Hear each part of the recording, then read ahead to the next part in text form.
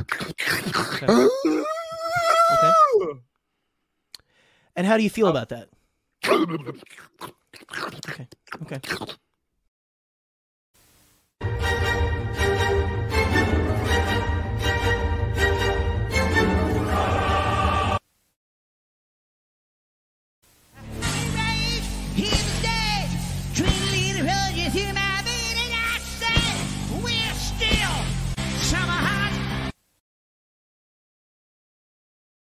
Anyways, my broskies, I gotta bounce. Bounce on your boy's dick. Hey, got him. She makes me poop, and I make her pee. Why? Because we're flipping psychos!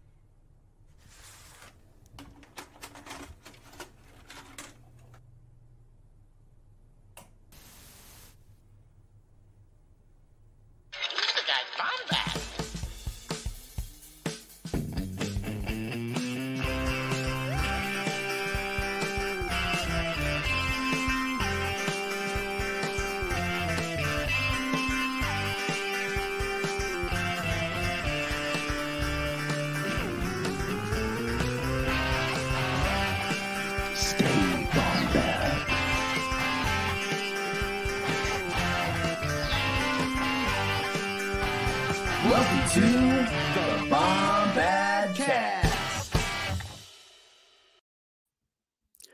What is up, everyone? This is your boy, the Cannon Junkie, and welcome to the second annual Creepypasta extravaganza. There's not a real name or anything. It's just that we're listen. It is spooky season. We have done an entire month of just weird episodes of Bombadcast, slightly esoteric. It's been a fun time for at least me and Scotty and stuff. So, but guys, I hope that you are ready to get spooked. I hope you're ready to feel the thrills, the chills, the spine tingling. I hope you're ready to get your spines tingled. Whatever the hell that means, I don't know. But listen, you can't do a Halloween episode with just one guy. You can't do it with just me. So first of all, we've got just a fantastic array of guests on the show tonight, and we are so excited. But to help me before we bring them in, I'm going to bring in the Jason Voorhees to my Michael Myers, the one, the only, Mr. Scotty Jarod. Scotty, How you doing, Terry? I'm doing pretty good. Son. It's good to see you. I'm glad that you were able to broadcast from hell and stuff. It's good to see you. Pretty much where I'm at. Look, being with you is just like that, man. So that being said, I get that a lot. You can ask your ex. I just start crying. Like, so wait, hold on. There's a reason she's your ex, man. I get it. That being said, look, here's the deal. I'm in hell. I'm living it up. It's gonna be a Bombad evening. We've got a couple of guests. They're gonna join us, but before we have those guests join us, it's actually, one of the guests, dog, is actually putting together this event. I don't know if you've heard of it. Don't call me dog. Look at this. Take that comment off the screen. What is this? What is happening here? Do you know what this is? This good sir is the Podathon 2021. Right. Dude, that's Podathon 2021. I didn't know if I should follow you on the what is going on here or not for a second there. So I decided to play the straight man. This is 8 days away, and I'm not kidding. It is going to be the event of a century. As you can tell, we've been hyping it up. Pete has been doing a killer job. We have been doing all the behind-the-scenes production. In fact, we have a production meeting on Monday about it, and with two people already in this, Jerry himself. But November 6th, 2021, 9 a.m. Eastern Standard Time, you're going to see all these wonderful shows featured, hosted by yours truly, and Pete from around the galaxy. Jared will be making some incredible appearances. So will our buddy Jared. He'll show up at some point. As you can see, we've got a slew of shows: Force Connect, Tatooine Sun, Star Wars Explained, Tarkin Stop Shelf, Blue Bantha Mook Co., Podcast of the Wills, Holo Chronicles, Imperial Senate Pod, Pink Milk, Bro Axiom, Space Waffles. We have David from BTBD on. Force Center will make an appearance. Matt Martin will. Ian Convery. Claudia Gray will make an appearance. Michael Jordan. Soul. Dogs and cats. Jesus living Christ. Together. Mass hysteria. Everyone's going to be there. Jerry, we got to bring him in. We got to bring in our pod father as we have to bring our space.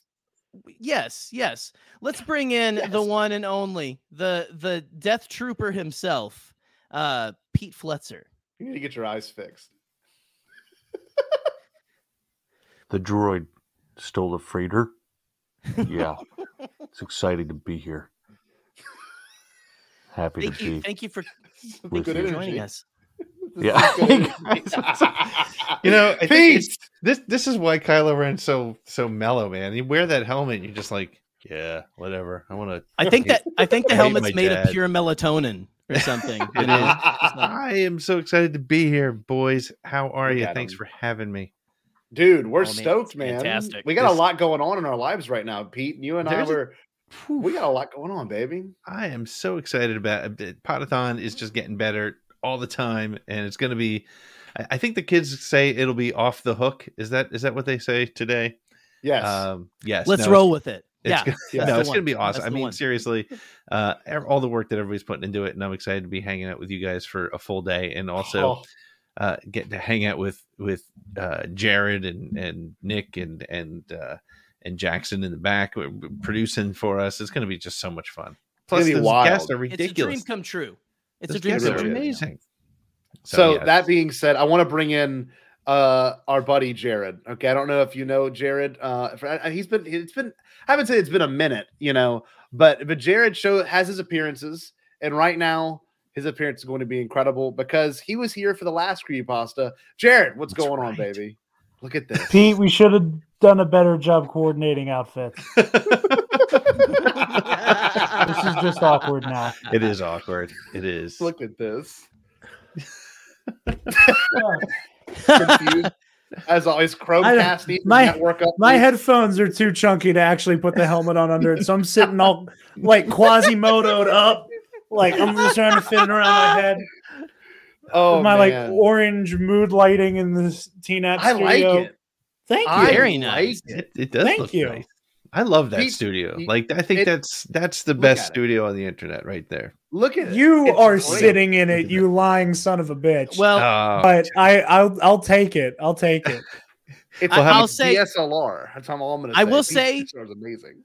I think that Jared, I think you need to try to make it a Force Center sometime and walk away from your studio so that Jackson can screenshot it and then put it behind him. I really want him to do that. Oh, I almost forgot. He is the general. He's the General Grievous of people's backgrounds. That's essentially he's adding him to his collection. No, it's funny, Pete. Episode without him sitting next to me. Oh, I don't know if Reagan's gonna be watching this right now, but just everyone, just calm. Oh no! Oh, there he is. Oh my God, it's so intense. Want me to set him off one time for the one time? Yes. Oh no! Yes. Let's have him. We have to appease him. We have to appease him. Stop. Move away from the cookie jar. All right, now we can get it. I'm feeling spooky now. Holy hell! Oh, here he is. It's a great appearance from our buddy Cookie Cop. He is there to police Bombadcast when we get out of a line. A-cab. So before we get out of line, I want to say this, okay? So last I year, love the cigar look. That just told you. This is all It pulls the whole thing off. The hell background, it's great. I'm the damn devil himself. No, let's see, an all-star cast. That's right. We are from Smash Mouth, people. So it's evident. I want to say this. Last year was such a success that Jerry felt the need that we should do this again. And that being said, I want to kind of bring up some of last year's for those that don't remember and those that may have forgotten. Michael submitted a handful last year. Pete also submitted one. Pete, yours last year, wasn't Yes. it about drifting through space? But like, what it was? Oh no, it was great. It was about Tarkin, wasn't it? Or no? No, Correct. no, it was a probe droid that was, That was sent to look through an asteroid field, which turned out to be the remains of Alderaan that was haunted. That was it. That's right. good. Okay, I got it all flipped up. With it being greatly implied that it was Brea Organa's ghost harassing the probe Exactly. droid. Yes. Jared It was remembers. so good. That It was oh so my god, good. that gave me goosebumps. Scotty- I occasionally will just randomly think about it and be like, It's No, canon. It's canon. if you guys do creepypasta for the next 20 years, I'll be ready to write a book of short stories because I'll shove them all in there. That's what we'll have to do. It. We're gonna have to start our own Wikipedia page or something. You know, like okay. I love how Scotty though was like, "Was Scotty Pete? Was it the one about the tauntaun? It was the one about the tauntaun, right? Right?" As he's holding the cigar, I love you. I love you, Scotty. He's throw enough Star Wars words out. I'm gonna get it. I'm gonna get it. Right. Oh man, and we also got a couple of them. I wrote one about a gawk droid. Cam Ray, who will join us tonight as well, he wrote one about he called it Pasta Wars, but like it's like he understood the assignment. It's like it's so weird. He It's understood like, the assignment too well. Like, yes, like it was it's a like student. Yeah. so like I'm gonna make a Spider-Verse reference. You know that scene where Miles is like deliberately trying to get flunked out of the Visions Academy, and the teacher like hands him the test and goes, "You got everything wrong," which means you knew the right answer, which means I'm giving you a 100%. Like that's what Cam That's did, where it was literally- like you chose exactly the opposite direction to go in. It was, and I remember making all kinds of. I remember like trying to pretend I was offended because I'm Italian, and I was like, I can't. This is just too goddamn funny. Right. So wait, he's doing it again, but from the perspective of the prequels. So it's gonna be a very similar stick. but Trade from a disputes and like racial stereotypes that age And like this milk. I time- can't wait. This time though, it's not at Olive Garden. It's at Fazoli's. Okay, that's his thing, so. Fazoli's. That's Positive great. Fazoli's. We also Fazoli. had how many? We had 3 from Michael last year as well. The Dead Spoke, Faceless Puppet, and Randy. Randy was a good one. Randy's the one about my encounter Randy- at Lowe's, no, Home Depot. We need to talk about that again sometime because We that really was do. that was an incredible moment. So Pete died. Sorry, Pete OD'd. Pete left. He's gone. He Okay. quit. He's a So good. quick. There's only room for one Kylo Ren around here, old man. Oh, he's back. Oh shit! Oh shit. Okay, never. Hi, Pete. How's it going, buddy? How are you? So, This is insane already. This is already insane. Here we go. the energy is fantastic. It's palpable, and you know what? How I want to start it off is we've gotten It's a good bit of palpatinable. submissions. Palpatinable. You know that man knows what I'm talking about. Our yeah, he does. Our submissions are from like 6 different people. Okay, ARS Michael McCoy, big fan of this show. One of the OG fan. I think we're going to title him that from here on out. The OG fan of Bombadcast wrote 3. Okay, this time he actually sent a audio as well this year. Pete wrote one and also an audio. We're gonna listen to that. My student William wrote one. I wrote one. Jerry wrote one, and Cam Ray wrote one. Now, we also have a special write-in from Nick's daughter Lily. Okay, she wrote a creepypasta too. So I don't know if it's Star Wars theme. I'll have to look. I don't remember. But we're gonna actually start off with her. Is that okay with y'all? That's fine by me. Yeah. All right. and- We got to get spooky. I don't think it is about Star Wars, but it's spooky, and that's what we got to get in the spooky mindset. Heck You It's know? got some Star Have to Wars get in it. there. I'm glancing at it. I'm seeing Rebels and Imperial and Okay, that works. Okay, Tarkin and such. It also That might works. just be a meta thing, but I don't know. But it looks Star Warsy. Meta Facebook. Let's go on. So I'm going to get I'm sure everyone's seen that today. Mm-hmm. I'm gonna get it pulled up and I will read it. Now what we can do, I think we did this last year. We can all take our time sharing and reading some of Ooh. these. Wait, So, you sent it to me too, right? Somewhere. Yeah, it's on Twitter. I sent it to you through Twitter Oh, okay. DM. Sorry. So that being said, maybe we can read the 2 young people's thing because my student William sent one and Lily also sent one in too. Maybe we'll read that. How does that sound? I like it. sounds good to me. Okay. Good. So I will read. Actually, does anyone want to read Lily's submission? Or I'll read Williams just because I know he's one of my kids. I'm sure you'd appreciate that. I don't mind. Which one is unless it was... there's Lily's. Okay, I was pulling it up. Okay, got it. All right, Jerry, you'll be the one to frighten us. We'll get you pulled up on the big screen. Okay, here we go. Spooky. Get all. Hey, here we go. I'm the spookiest of all of us here. I think. I would say so. Yeah, I would say so too. Usually I get creepy, and that's just you're that's the biggest one creep. Yeah, I'm the biggest creep here. Fine line between creepy and scary. Let's stop talking about this because I want to give Lily Milky all of the. Listen. I was when Scotty told me this, I was so honored. Lily, thank you so much for writing a creepypasta for us to read. Yeah, thank you, seriously kiddo. Made us feel so good. So, all right, Kick here we ass. go. It's so awesome. Here we go. By Lily Milky, creepypasta. Jack, wait! I yelled at my boyfriend. What do you mean you can't be with me? You can unless you're, I began to say. But he finished my sentence with one of the two phrases I have always hated since I became an Imperial. A spy, he hissed. No, I whispered. It's true, he said, then chuckles. And now I'm leaving to give the rebels the Imperial plans you told me about. But how could you remember them? They're some of the most complex ideas of that Grand Moff Tarkin designed himself. Oh, I took notes, he said excitedly. He began to walk away, and I was getting very angry. Jack Finnick and Dare, I yelled. Do not take another step, you heartless lothrat. This is so good. Into this is awesome. I'm so into this already. He looked at his foot, which was hovering above the floor of the gigantic Star Destroyer ship. Don't, I began. Jack stomped his foot noisily on the metal floor, and I had enough from this stupid rebel.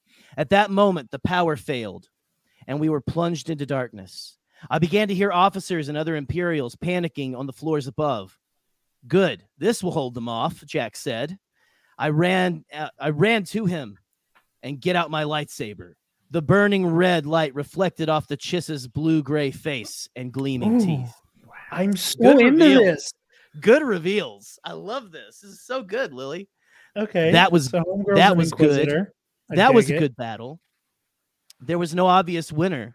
We had equal strength and power. My arms and hands were searing with pain as we continued to duel in the dim light. He finally threw me to the ground and stood over me. I had never seen him like this. He was acting like the rebels I had always feared my whole life. Jack, stop, I said. You're frightening me. My whole body was shivering and shaking like a coward as I could feel the warm, sparkling tears on my face. Please don't do this, I yelled. I love you. He glanced at me with those scarlet, unforgiving eyes. I love you too, Juliet, Indiana, he said softly, but not more than the rebellion. Whoa. He opened his lightsaber. He hit her with that Okoye. I was Hell sick. yeah. He opened his lightsaber. I called my lightsaber with the Force, and it returned to my trembling hands. At that moment, he swiped his deadly sword without giving a thought to it. I used mine to stab his chest. The noble spy fell to the ground, and the power happened to be restored throughout the ship. With my heart pounding in my chest, I slowly crawled closer to him. This was not the Chiss I had known before. Now his lifeless eyes were full of hate. Wow. But when I had known him in the past, he was loving and kind. So now, out of pure coincidence, a few Imperial officers entered the room to check on the cargo, only to find the body of Jack Finnick and Dare. They had never been looking for him, and now it was my fault that they had found him. Lily Milky. Wow. Thank you, ma'am. Thank you. That was beautiful. Wow. That was incredible, Lily. Thank Good you job, for that. kid. That was great. Thank you. That was so Natural great. writer. Man. No, how old is she? 13. Holy cow. That's Wow. incredible. Amazing. Nick, you're There gonna was have a some. You're line- gonna have some good money coming in your future if we can get those books made. Okay. All right. I love Seriously, that was amazing. Where's the part about the saber? The names were cool too. Like the names are great. What's her? Let me pull it up again real quick here. What was that was fun. I like the woman's name there. Yeah, Jack Finnick Indire, which I was like, that. ooh, I like it. I like it a lot. Juliet, Juliet, Indiana, which is a little it's like female Duncan, Idaho, and I'm here for it. I'm here for it. I love it. I was just okay. So like in one of like the Nerd Academy group chats today, because Mike is liable to just like randomly start changing everybody's name in like the Facebook Messenger group. Nice. And today, like I was waiting for it. He changed everybody's names to Dune characters. And I could only assume this was how he would like cast Nerd Academy Dune, and I got Duncan, Idaho, and I almost like threw my phone down in like excitement. I was like, yes, I got Duncan, Idaho. Yeah. I wanted because I knew he was going to do it at some point. I knew it was coming. I was so happy to get Duncan, Idaho. It's like Duncan, pulling Idaho, the autographed card. That's awesome. Dude, Jared, as we all know, you fight like a demon. So, it's great. Yeah. So wait, I want to say Something like one that. line from this that I thought was incredible. I called my lightsaber with the Force, and it returned to my trembling hands. At that moment, he swiped his deadly sword without giving a thought to it. I used mine to stab his chest. That is dope. That literally would be in a script for Star Wars. Like that's amazing writing. Man, Give Lily the next Star Wars novel. Give her the next Star Wars novel, please. That would be good incredible stuff. See, the thing about this is, and Michael and I were texting about it, but like when you do something like this, you don't get to write creatively often enough. Like we did in middle school, probably a good bit in high school, even in college. But like the second I started working, like I don't write creative anymore. I just don't. And so this kind of creepypasta stuff gives me a chance to do that. And I love that. I really, really love that.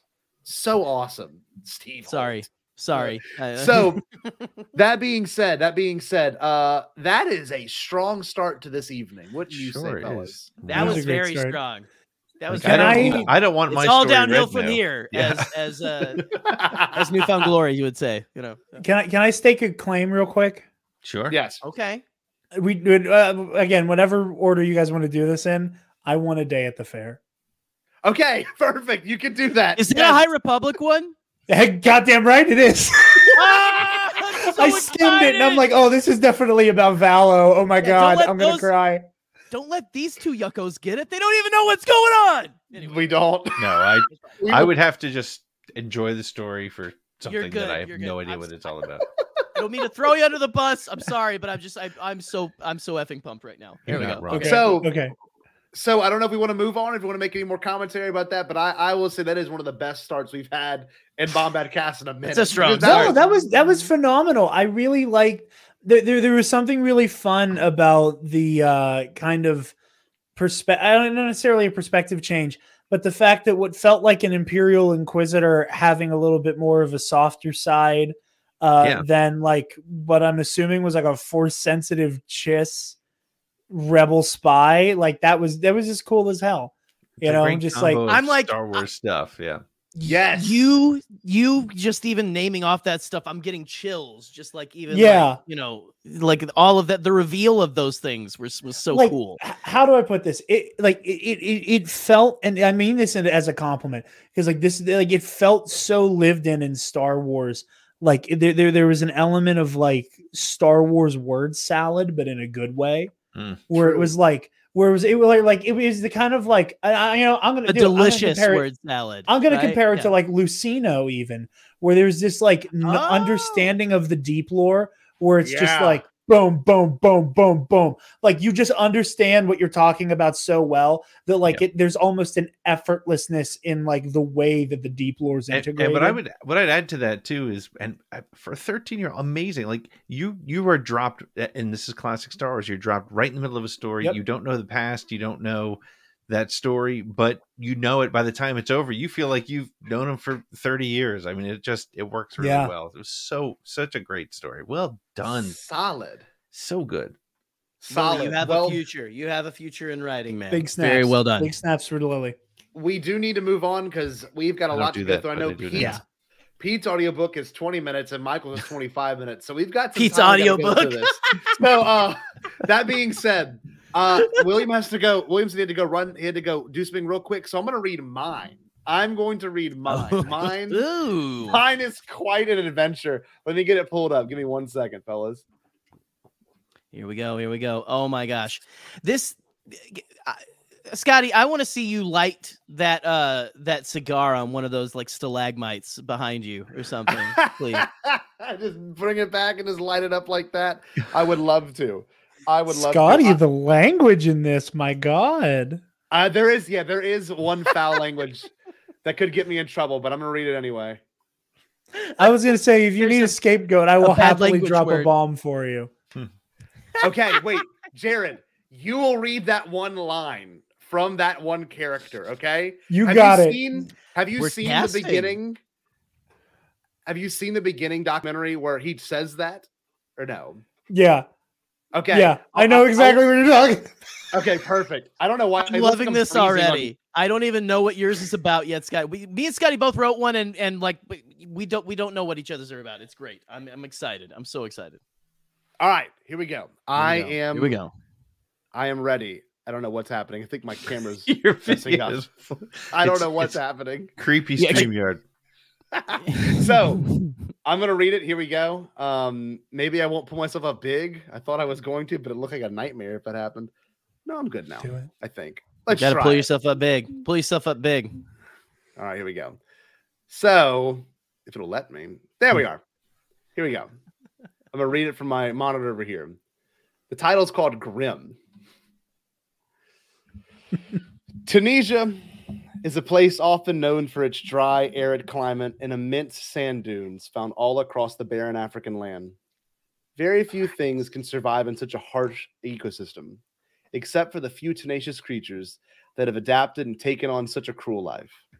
Not many venture out into this hellish landscape, but the few that are brave enough will encounter many curious things rolling in the desert wind, especially after the night of 1,000 raindrops. This night I speak of will be but a whisper and a legend of a great story. Mm-hmm.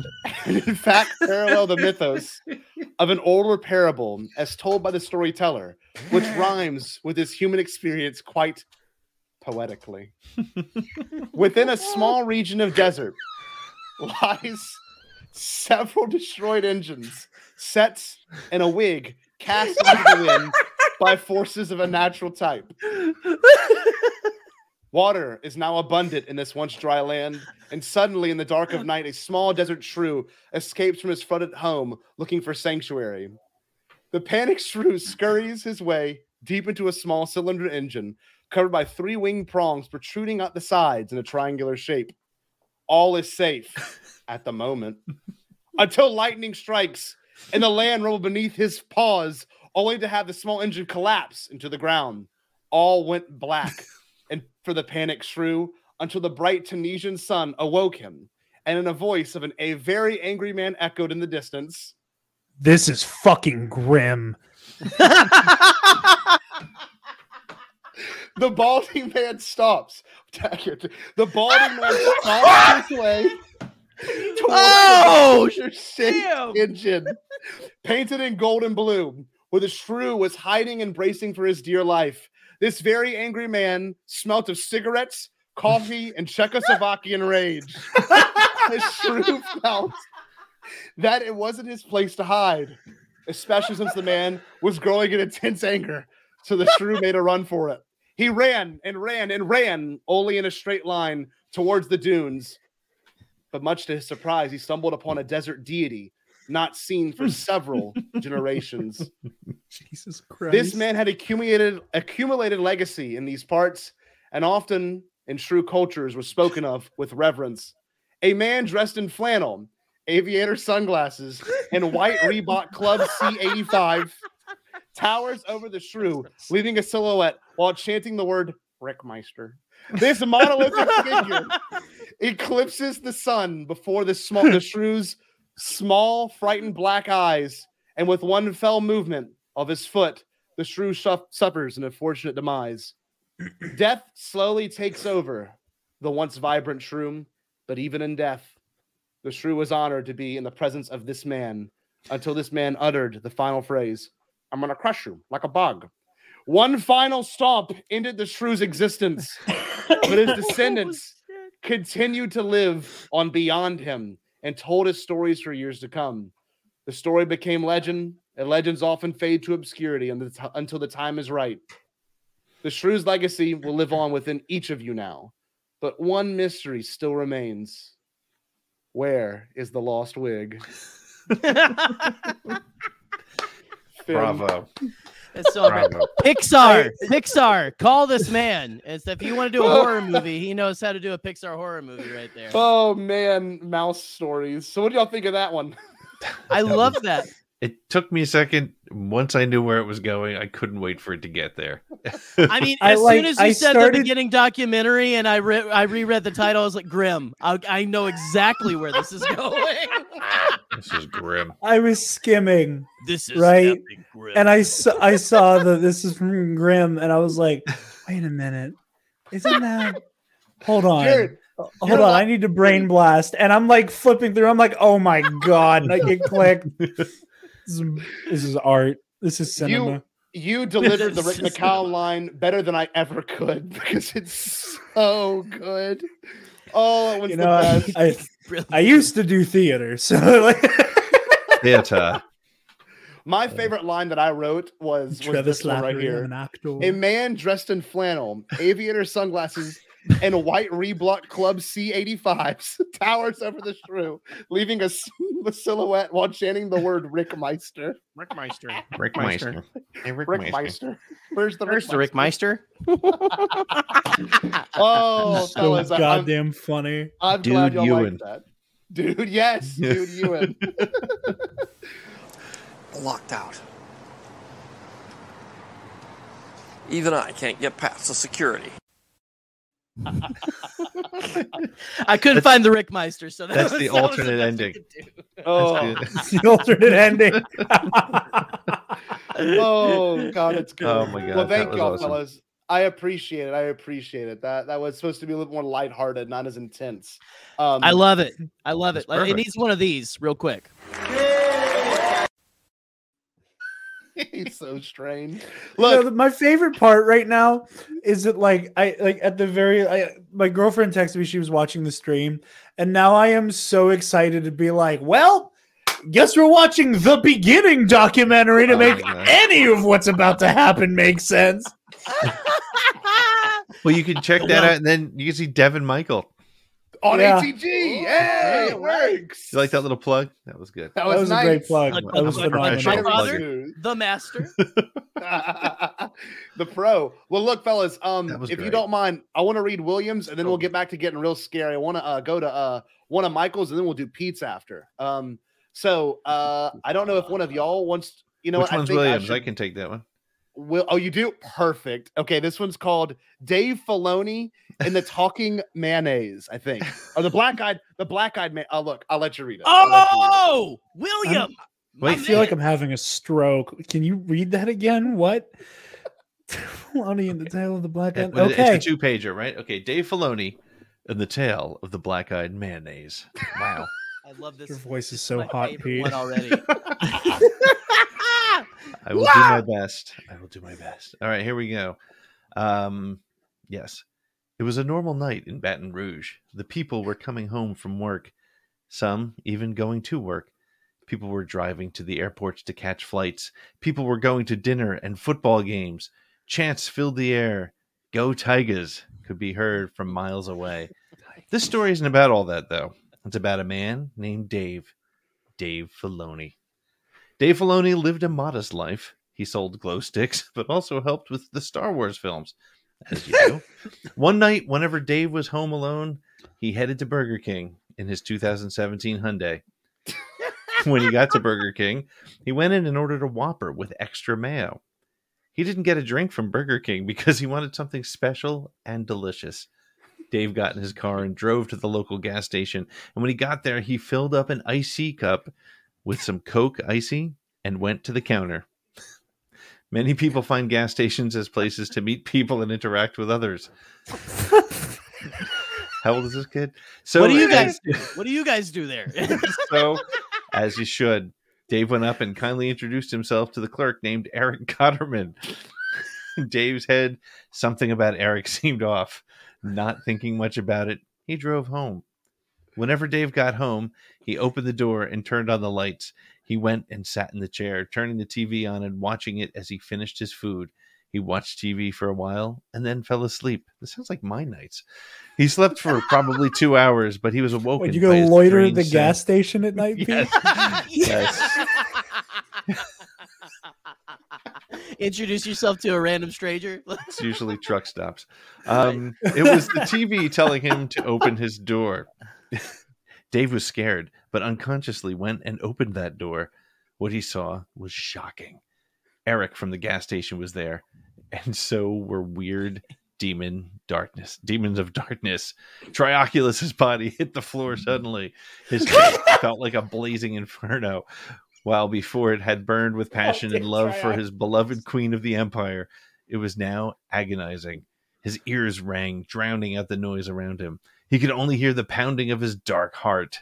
Trioculus couldn't even hear what he cried out as he fell. What was it he said? Demon of darkness. It was hard to remember. He was feeling tired. So tired. He fought to keep his eyes open and mind focused. He glanced down at his chest and saw the wound. His flesh was singed and burned, as was his now blood-soaked uniform. The blood flowed in sync with his rising heartbeat. How had this happened? Who had so violently objected to his marriage to Leia? This sounds like one of the Blue Bantha Milk AI stories. I think we got our pages mixed up. Yeah, somehow this makes no sense at all. Happened. I was like, why is Trioculus there all of a sudden? I was like, somebody's been watching. Oh, God damn it. You said his name and now Matt's here. I'm reading this and I went to the next page. Oh my gosh, that's funny.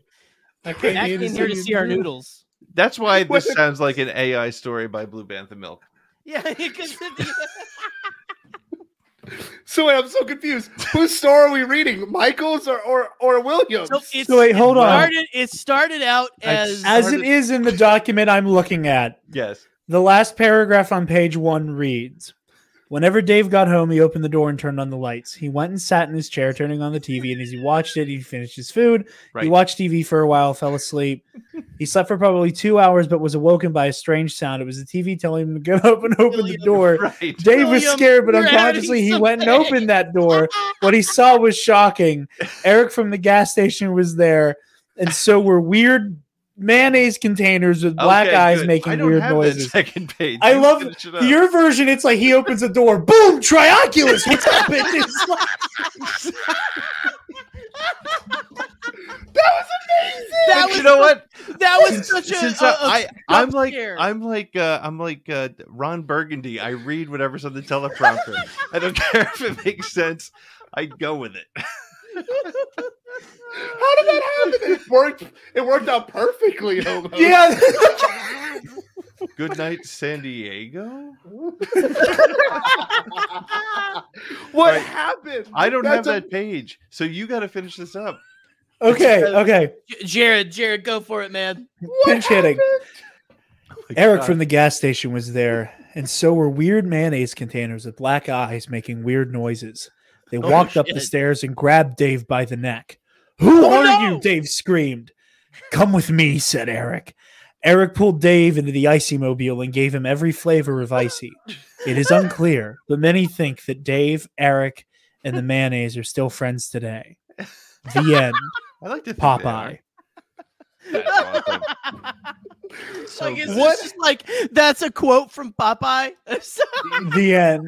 Popeye. William, I don't know what happened, but that was the strangest mix-up of all time, and I'm so here for it. That was so incredible. Cow. That deserves one of these. Okay. That's enough. That's enough of that. Holy moly, Pete! You pulled it off somehow, though. That was incredible. I just don't know how you. seriously, I feel like Ron Burgundy, man. Like you could have put I got so confused because like the moment you said went with it, Trioculus, I was like, the story ends here. What? Where'd Trioculus come from? Did Pete get the ad-lib. Snyder Cut version here that's like 4 hours long? Well, I Like, what was the like- shit? I thought because I remember like William was so into that like Jedi Prince Episode. series that we did and Yeah. stuff, and so I thought he was just Oh. putting like I was like, this is so Bombad. It's like everything that we've talked about over the last several months, man. Oh, No, it Holy was just crap. two stories vivified together that somehow We- broke so at the good. right place. we Pete's still- such a pro. It sound. I was like, I'm here for I was it. Let's hooked. go. Let's I was go. going. I was running with it. Could not stop me. Wow. Oh my god. That's amazing. Wow. Well, Good job I on will Pod say, Daddy. Great to be here, y'all. It's great to William, be here. the dementia is it kicked in a lot earlier than I thought. Oh, damn. Unbelievable. William, this story was amazing. William. Good job. That was great. Hey, I'm proud just for the black-eyed mayonnaise. Yeah, that Yeah, was that that was was awesome. incredible. The some meeting great people at gas references. stations was that was a good one. Casually meeting someone at a gas. That's where I'm going to go find my next wife. You know, like You'll find somebody there. I for live next to certain. an interstate. I'm sure that I can find someone. It's fine. Whatever. Jerry, how much have you had to drink tonight? No, this is only my second beer. But like, I'm gonna go over there and be like, "Hey, how you doing? How you doing? How you doing? You know, I live in this town. You know, how you going? Like, you're traveling through. Okay, I'll let you go. Sorry. Brilliant. Excuse me. Brilliant. Look, That was so good. William, I don't know how it happened, but the meshing of those stories was perfect. But William, your story was phenomenal. That's I a love that great Eric, So much fun. Just like Eric pure- and Dave got in the icy mobile. That needs to be a Bombad thing now. I'm gonna make a shirt. Just An a white icy It's mobile. like I just imagine like it's a little like Hellraiser, but with like delicious icy and stuff. It's like you must don't cry. It's a waste of good suffering, but they're pumping him full of icy and stuff. You know? Oh, Jesus Christ, that was good. Man, I think we need to change the tone now. We need to get scary. Let's see. Yeah, that's true. We need to make it scary. So Spook Pete, it. want to listen to your audio? How does that sound? It's up to you. I mean, it's one coherent story versus what I just tried to do to the other one. So Hey, if it works, Pete, it you works. created one of the best moments of the show. Honestly, that was so fantastic, man. That was so good. I always try to become a clip. That's my That's your objective. goal. Pete, clip that Fletzer. It's not often I go back and watch one of these, but I am 1,000% going to go back and watch this one tonight because that was You're getting so called out. insane.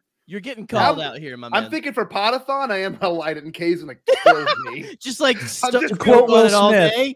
To quote Will Smith, cigar right from Cuba. I just bite it. It's for the look. I don't light it. Light it, switch. There you go. Ill way to There you Annie go. on the Ant Stay or Flay. Give it up, Jiggy. Make it feel like foreplay. Anyway, Wow. Thanks, kiddo. Very Okay. nice. So I think we need to change the tone with Pete's. Jerry, do you mind if you share your screen? Because my bandwidth is having a nightmare tonight, and I do not know why. Okay. Creepy Just- bandwidth. So just make sure you do share your tab, and then you'll share Pete's audio, and I don't think we'll have a problem then. Or one of y'all could do that. Gotcha. Regardless, I just don't Hold wanna on here. destroy the stream. with You're low good. You're quality. good. Just keep talking. I'm gonna get it pulled up. You guys do good radio. While I'm I can while tell I'm you doing this it. much. We have Yes. some awesome people in the chat. Blue Bantha Milk Co. I mean, we're having an Yeah. AI written story for Podathon, which is going to Cannot be wait. incredible. All I can say is that we haven't got a script yet, but you will see some appearances from some people in this video, I guess, stream right now. And Podathon is going to be wild. We also got our boy, we got Andy and Josh Holla Chronicles. They will also be making an appearance, which is very Yes. exciting. But Jam packed, man. Just- Jerry, I'm Have you- gonna kiss ass and pat my friends on the back here for a second. Kiss ass. Kiss It's to just that. it's just so good that you guys knew this. You know, like the Oh, legwork thanks, man. involved to organize everything. Like I'm legitimately excited that I get to like be a part of the behind the scenes. Oh, dude, we're Legitimately. so happy that you're going to be a part of it. It's great. It's I- fun. You know, it's honestly, legitimately an honor. Like I'm not kissing ass. Like Here's the way this I is look what at it. no, sorry, Pete. No, please, I insist. See, this is why. No, I was just saying, like, you know, like this fandom, we all have seen how much of an absolute trash fire it can be. Yes. Yeah. And seeing a moment of like good, like creators just all have a good heart going all in on like helping kids, you know, where it's like, it's moments like that where I am a damn proud fan, and I'm proud of my homies for it's going to be a great going to be day. fun. And I just want to say too, the shows that are being a part of it they just jumped right in, and we really appreciate, you know, them being a part of the whole thing. I mean, it's going to be a blast. It's going to be 15 hours of Star Wars talk, and we're going to make money for kids. I mean, you can't beat that. So that's a good day. You really can't. You really can't. Yeah, hey, show up next Saturday, guys. It's going to be a blast. Seriously. I don't know if we're going to read spooky stories or anything, but I've got this ready to roll. If you guys are ready to roll, thank you for kissing ass and everything like that. So can we play the audio while we're in this mode? Try it, Jerry, and make sure you have the audio shared on it. Can you hear it? Happy Halloween. This is Pete Fletzer, and welcome. We got it? We got it. I'm ready when you are. To Around the Galaxy. This special bonus episode is an original work of fan fiction by yours truly. Straight from the podcast. A ghost story told by young Padawans around campfires. A creepy tale that takes place beyond the Dune Sea on the planet Tatooine.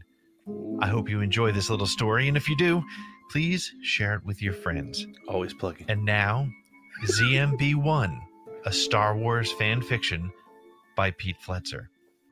Here we go. The quality is insane. It's amazing. Homesteaders don't like Jawas. It's not because they smell bad or are really difficult to understand, or because they're the lowest form of junk dealer in the whole galaxy. No, it's because ghosts follow them, and sometimes they never leave. I was a second-generation moisture farmer. My parents came to Tatooine for some unknown reason shortly after I was born. My father disappeared mysteriously one night around my 12th birthday, and my mother, well, she went mad. I was 16 when she went to Mos Espa for supplies and never returned. So for the next 20 years, I had been working the farm they had left me with a handful of droids, all while saving for a chance to make my escape from this sandy wasteland of a planet. Every few cycles, a moisture farmer can bring in an exceptionally good haul of water vapor from the sand fields. Sometimes it's enough to store, take care of yourself, and make some good credits in one of the mosses. Businesses in Mos Eisley are particularly fond of buying vapor for the handful of drinking establishments there, and the docking bays use it for ship maintenance. This year's moisture harvest was going to be big. The gauges were already redlining ahead of schedule, and I could tell from some of the extreme temperature changes that this was finally going to be a good year. The Jawas, they knew it too. When their enormous oxidized sandcrawler came trundling over Hyler's Dune, I was waiting outside my hut. I wasn't excited to see them, but I was hoping they'd have what I would need to get every drop I could out of the desert this season. I needed some new droids, one that could program the evaporators, and a load lifter to help transport the crop. Getting one would be a victory. If they had both, it was a sign of things to come. I leaned against the curved wall of my stone homestead hut and watched the battered brown rolling junk shop approach in a haze of windswept sand rolling closer and closer to my property. My droids, a CH model astromech that I called Chip, an R1 monitor droid, and my old reliable Gonk power bot scurried away to the farm shed behind my house.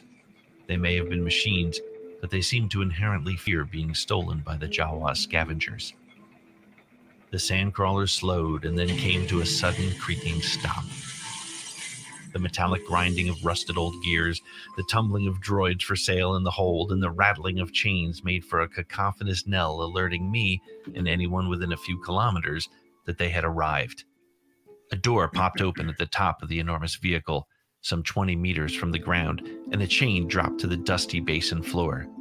A Jawa, presumably the captain, slid down and hustled to me as I walked slowly toward the traveling used droid shop.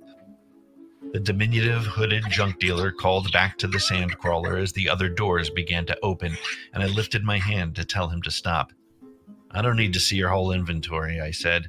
exhausted by the transaction already. Let me tell you what I want. The foreman squawked in what I imagined was surprise. Jawa's faces were unseeable, and their yellow glowing eyes never moved, making it impossible to tell their expression. Moreover, since I never bothered to learn their language, I understood very few words that they said. He jabbered on at me and wagged a finger in my direction, but I persisted. All I really need is a load lifter and a programmer. The Jawa pondered a moment, lifting a black-gloved hand to his hidden face. He asked me something, again, I'm not sure what, and all I told him was, no, I only need those two things. He stood a moment, then spoke Jawa'ese, and the only thing I understood was his word for load lifter. Well, let me see that then, I said. Again, I pressed.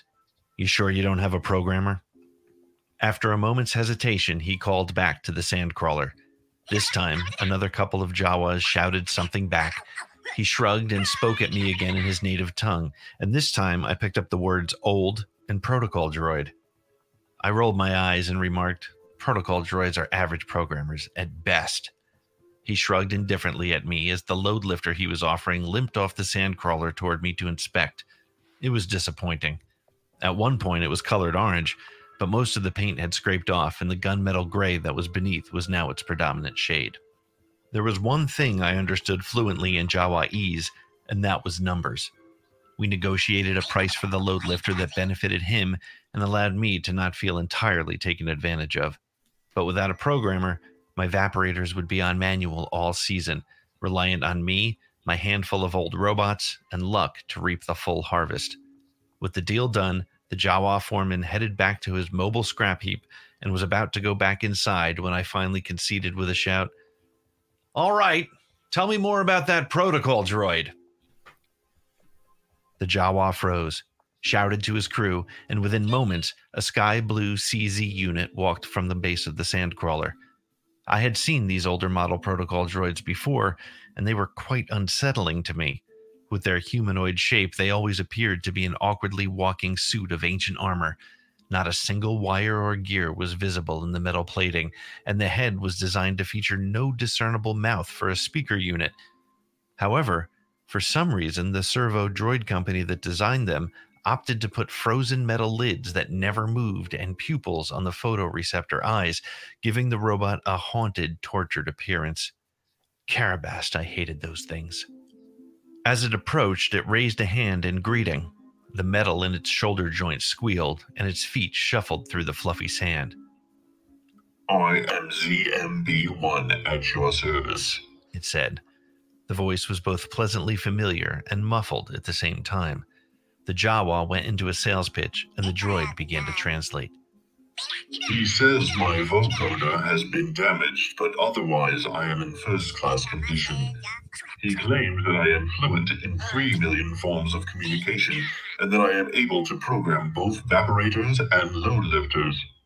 The Jawa continued his sales pitch. Since you are considering a 2-for-1 deal, he says he's willing to give you an unprecedented discount. I stepped closer to further examine the droid. It was surprisingly clean, considering it had just emerged from a filthy sandcrawler, and seemed to flinch when I pulled on some of the metal plating to ensure it was secure. I circled around ZMB1 as the Jawa watched my inspection from a few meters away, and then I swear I heard it whisper, "Please buy me." I ignored its plea.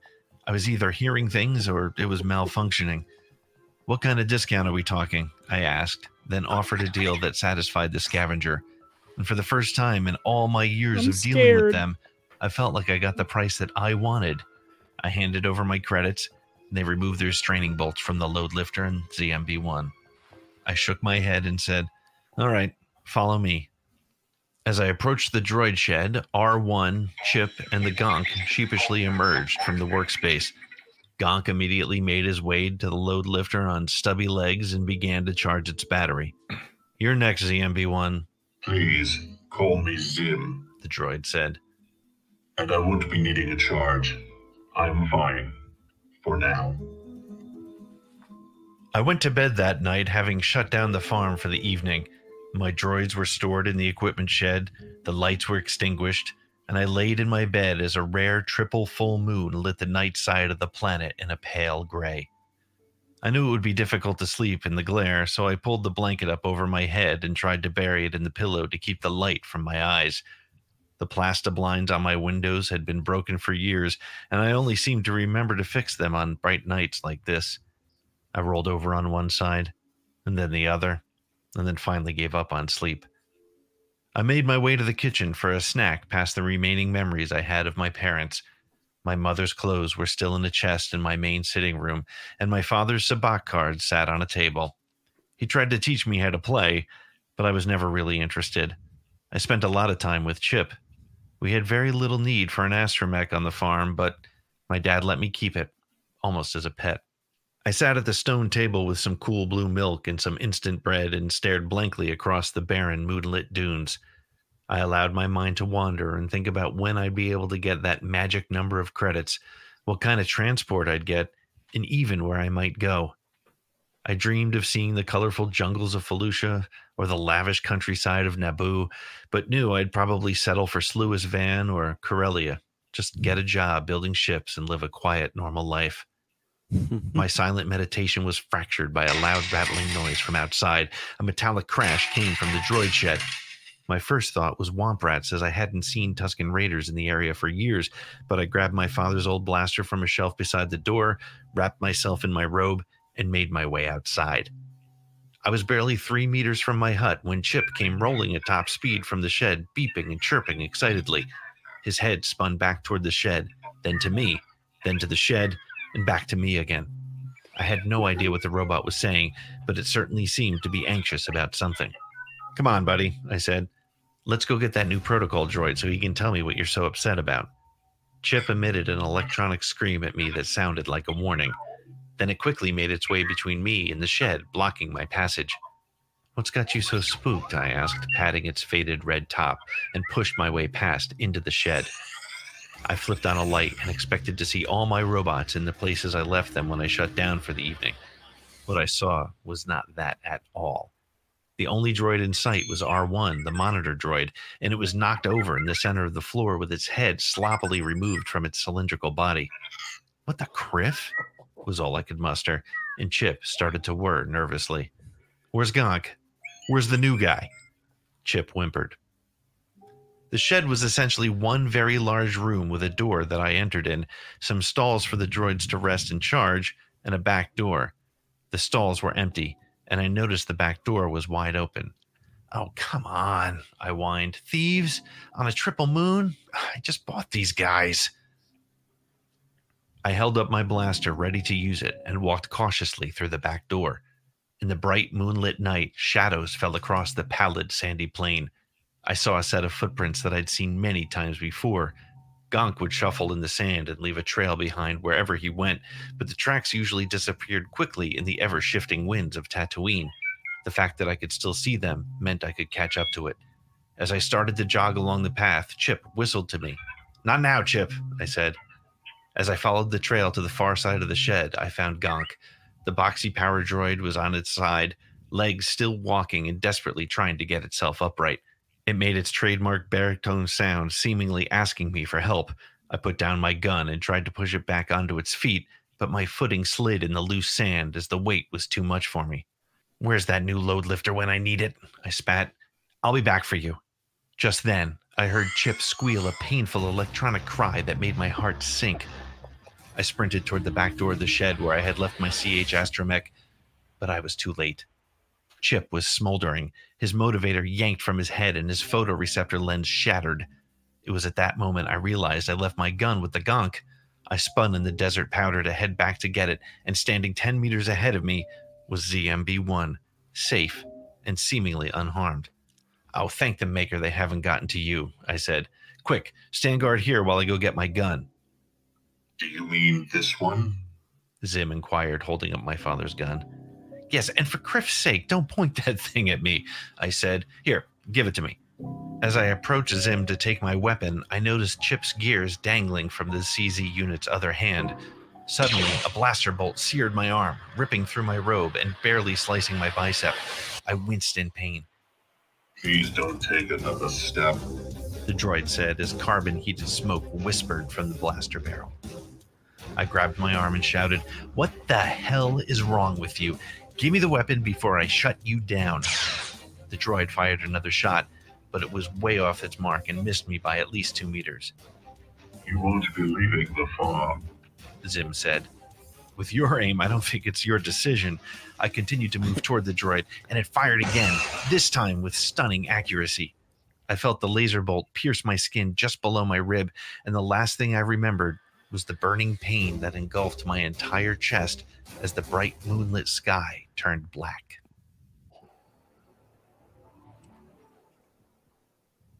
I never thought about what I should expect when I died. As I emerged from the darkness, I heard rattling chains and grinding gears. I felt movement below me, but it was implied as I had no sense of my body. Light washed over my vision, but all I could see was blurred, inky blobs. The next sound I heard was Jawas whispering all around me, circling my presence. Then, through a haze of colorful lights, I swear I saw the vague shape of my father's face looking down at me. He smiled and his lips parted to speak. "Hello, son," the face said. "I've come back for you." His words were comforting as I adapted to my surroundings. I hadn't seen him in 25 years, and if this was death, I guess I was ready for it. I heard a whirring sound followed by a metallic click, and suddenly my vision became clear, clearer than I had ever remembered. What I saw made me want to scream, but I couldn't. I was inside a grimy sandcrawler surrounded by dozens of Jawas scurrying around the hold. Droid parts littered the floor, hung from chains on the walls, and bounced around in crates. To my left, ZMB-1, with its back turned, spoke Jawa-ese to the captain of the crew. I tried to cry out, but there was no way to produce a voice. I was disembodied, watching in horror as events unfolded around me.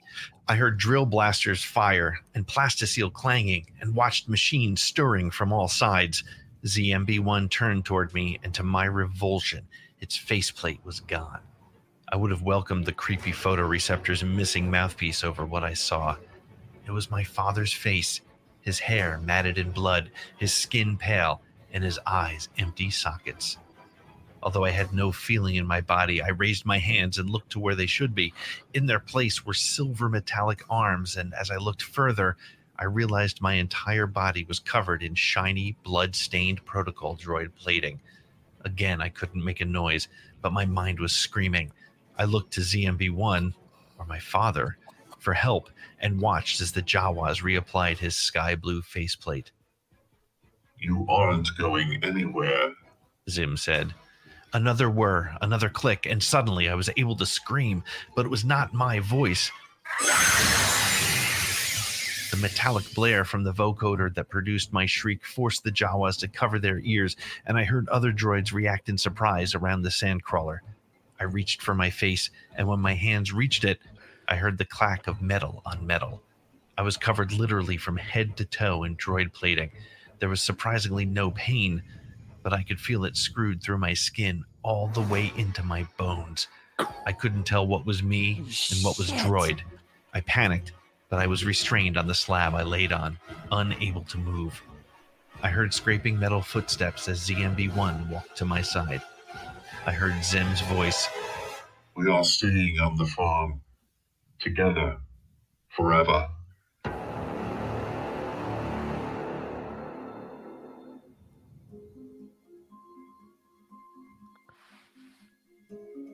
The sandcrawler rolled over Hyler's Dune and came to a stop in front of a familiar homestead some time later. Maybe it was days. Maybe it was years.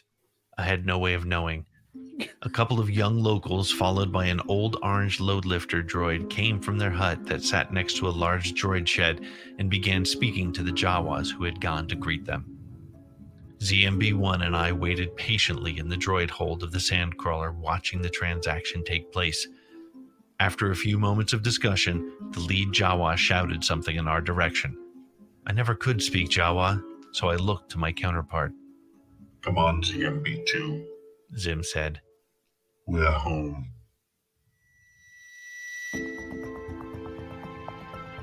Thank you for listening to ZMB-1. That's it. You get that punk ass up out of here. No, you're not welcome. You're not welcome.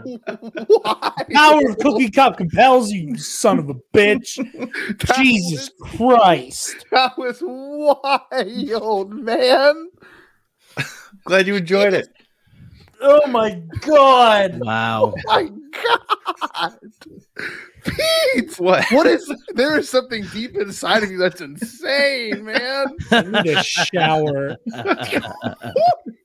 That was crazy. Wow. Well, I am unnerved. That was that was very like Hills Have Eyes. Yes. I don't know, I don't know, like very holy cow. What the hell, man? I do Five Nights at Freddy's in there. Yeah. Yes. True. Yeah. Yep. The change of tone was so quick. It was, you know, like I get it. Like horror films should always have like something crazy towards the end. I was not expecting him to be like a Frankenstein monster thing, you know, a combination of droid and man. And that's the audio production was freaking amazing. That scream was horrifying. That really was scary. I worked that. I felt like Ben Burt creating that scream. I used a couple different things. Did you really? Yeah. You know, Pete, this is 2 years in a row, and I get about halfway through listening, and I went, "Son of a bitch! I know where this is going." Oh God! But like last year, and like not that this is a bad thing at all. Like last year, like it was like pretty quick into the story. I'm like, oh, this is Alderaan. Oh, that it's gonna be Brea's ghost. Right. Like I was like, ooh, I'm really freaked out, but I was right. Hell yeah. And I was like, somehow the dad's the droid. Somehow this is only getting worse. Jesus Christ. Oh my God. Like it was just like I instant regret in like following along and like picking up your breadcrumbs where it was like, I want to be wrong. I just, okay, we need to turn this back. We need to turn the ship around. I don't want to be here anymore. No. That was like, oh man, that was so good. It was like freaking good. It was like if Star Wars was directed by Rob Zombie. For a little bit, yeah. Yeah. Like very just like holy hell. Like that was visceral, intense.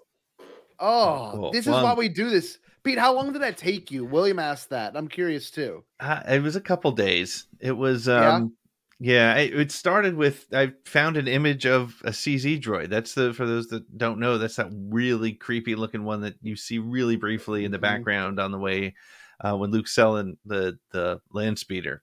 And I was and actually Regal Robot did a bust of one as well. And I was like, that is the ugliest, creepiest looking thing I've ever seen in my life. And I don't know how the story kind of came from there, and it just kind of built itself. Once I decided that that it was going to be a person in the, you know, like a zombie in there or something in that suit of robot armor, Dark and side then of the just kind of Force went is a from there. pathway to many abilities, some consider to be unnatural.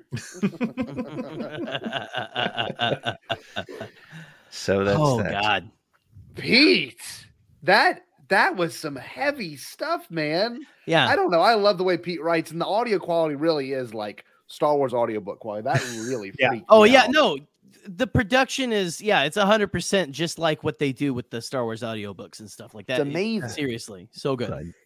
Good. Hire this. this man. I'm going to carry that scream with me for a long time. That was It was very startling. Very startling. Yeah. Did you enjoy writing that one, Pete? I know sometimes you start something, like at least I do when I write. Yeah. I start something and I'm like, I don't even enjoy it anymore. But like the whole way through, did you like when it comes to writing, because Pete really wrote a long story with this one.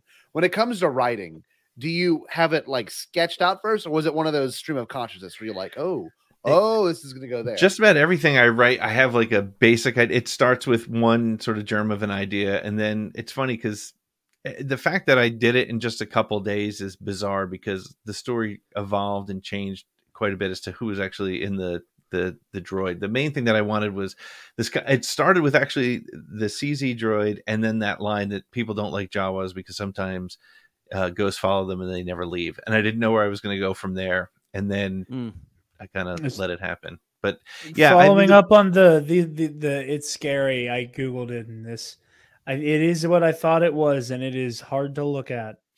Yeah, the droid itself. Oh yeah. Yeah, it's weird to look at, but it's fun. I'll do a creepypasta for you next year too. It's just hell yeah, man. The atmosphere you build, but it wasn't like a how do I say this?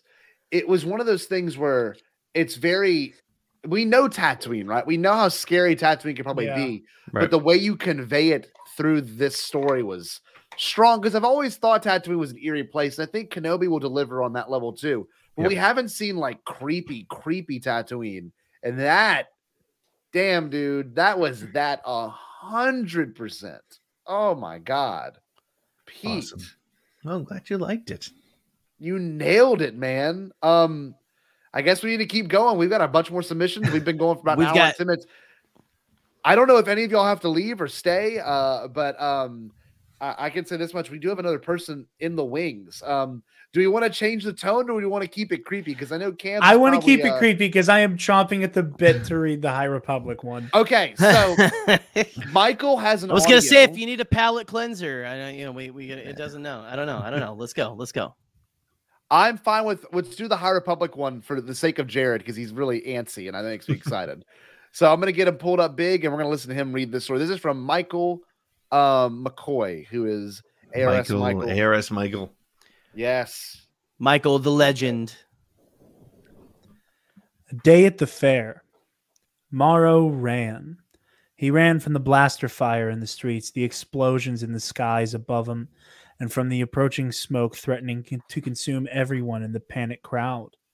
How did the Republic Fair go so wrong? The Republic was supposed to be able to protect its citizens from the Nile, yet right now no one was protecting him as he ran with the crowd. Morrow inhaled sharply as he suddenly realized he didn't know where his friends were. They had been just beside him a moment ago, hadn't they? Or had Morrow run off in such a panic that he had left his own friends behind?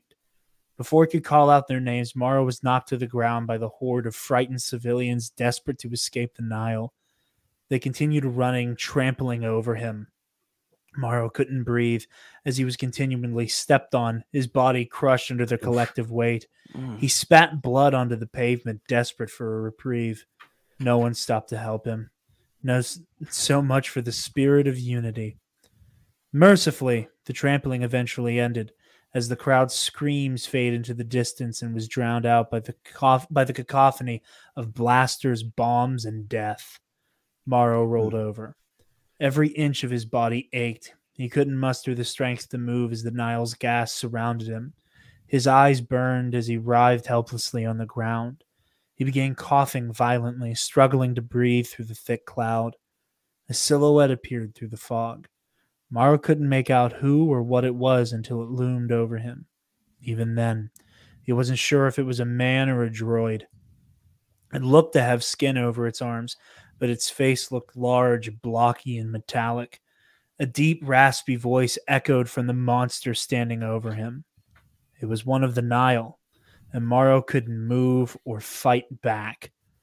Morrow desperately looked for help, though it was nearly impossible to see through the gas.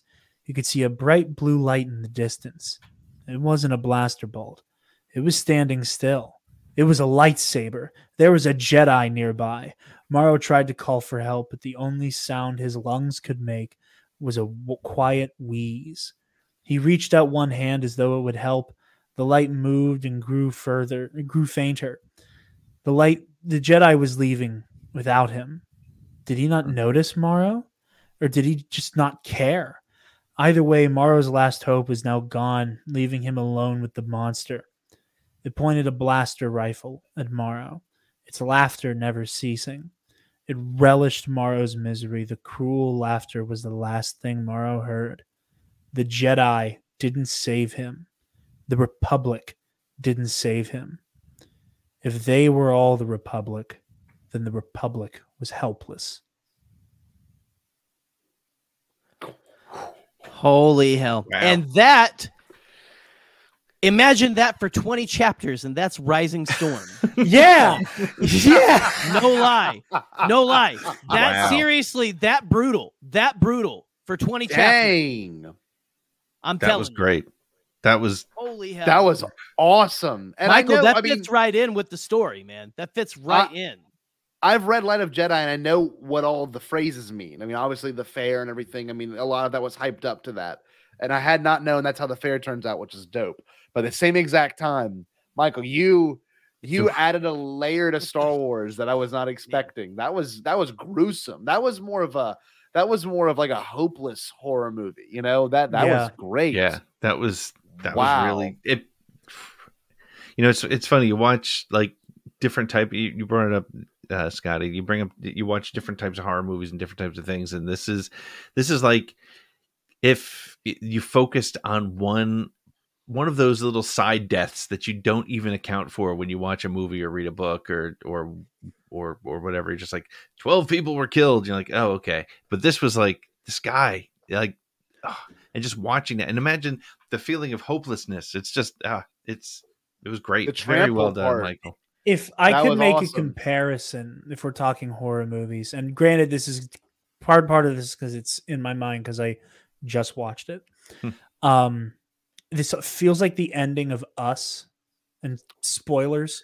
Right. There's just this overwhelming sense of dread that is just so omnipresent in the last 10 minutes of that movie. Yeah. Like between watching Adelaide come unglued in the way that she like brutally kills Red, and like just not knowing quite how to process seeing like the chain of bodies, everybody's hands linked at the end of Us, that's what it kind of evoked, is that like hopeless, like what the hell am I supposed to do?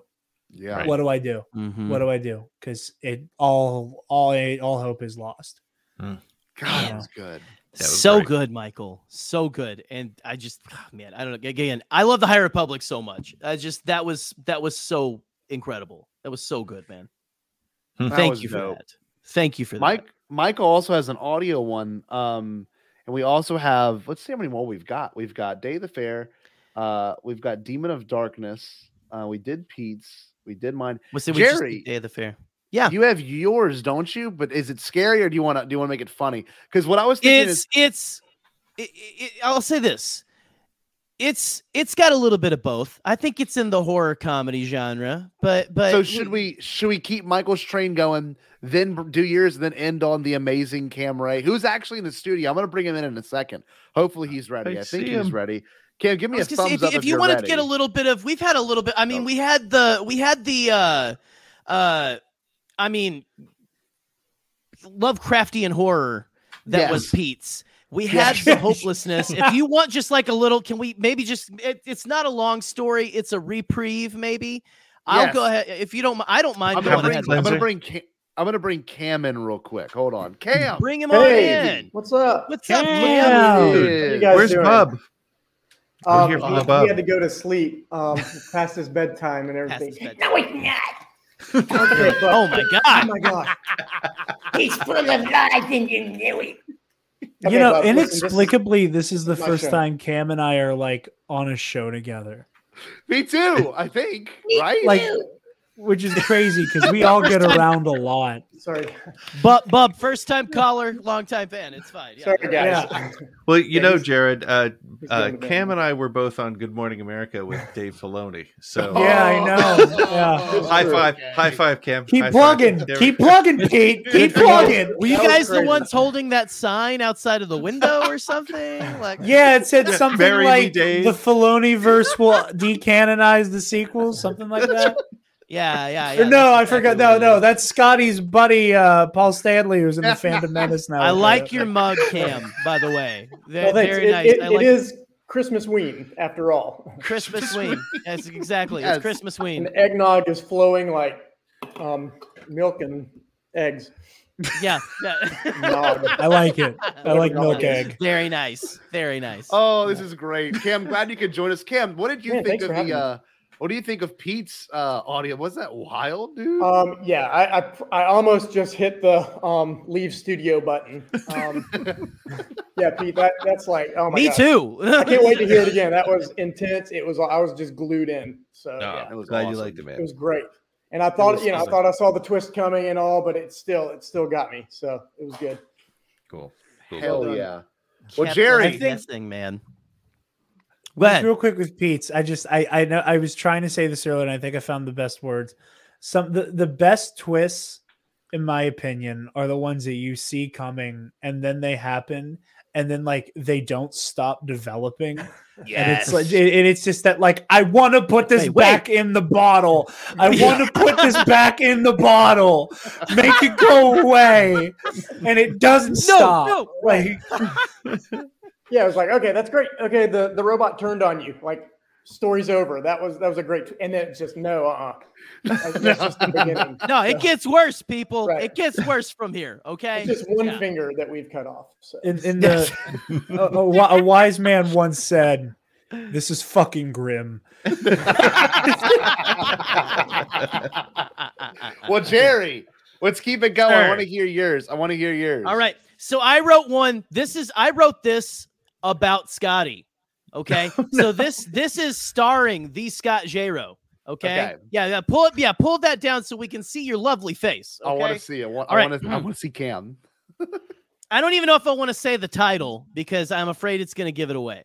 Okay, then don't. Okay? Then don't. Okay. We can do the title at the end.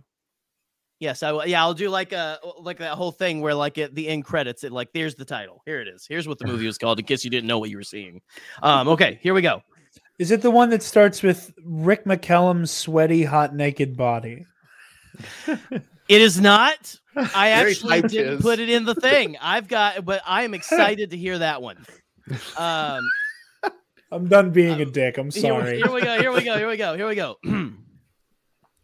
The bright morning sun of a new day shone through a crack in the blinds that rested on the closed eye of one Scottled Delano Jarod. It was time to get up for work, but where that would fill most with dread, this was not the case for Scotty.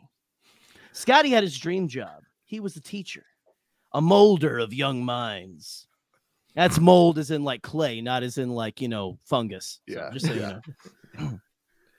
He bounded out of bed quickly and began his morning routine. Make bed, check. Shower, check. Hair molded into a magnificent crimson wave, check. However, as Scotty began to joyously floss, he heard a strange noise that sounded like the sound of a slithering creature on linoleum.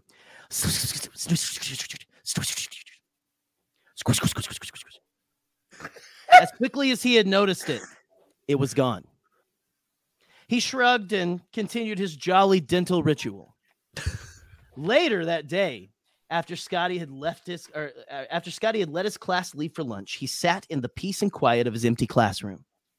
A sigh of peaceful relaxation left his lungs as he basked in the quiet, and he pontificated on how he felt as if he was the only person in the entire building. Suddenly, an all too familiar clamor broke the peaceful silence. Was that the sound from this morning? Scotty thought, only once before his concentration was broken yet again by the same slithering noise.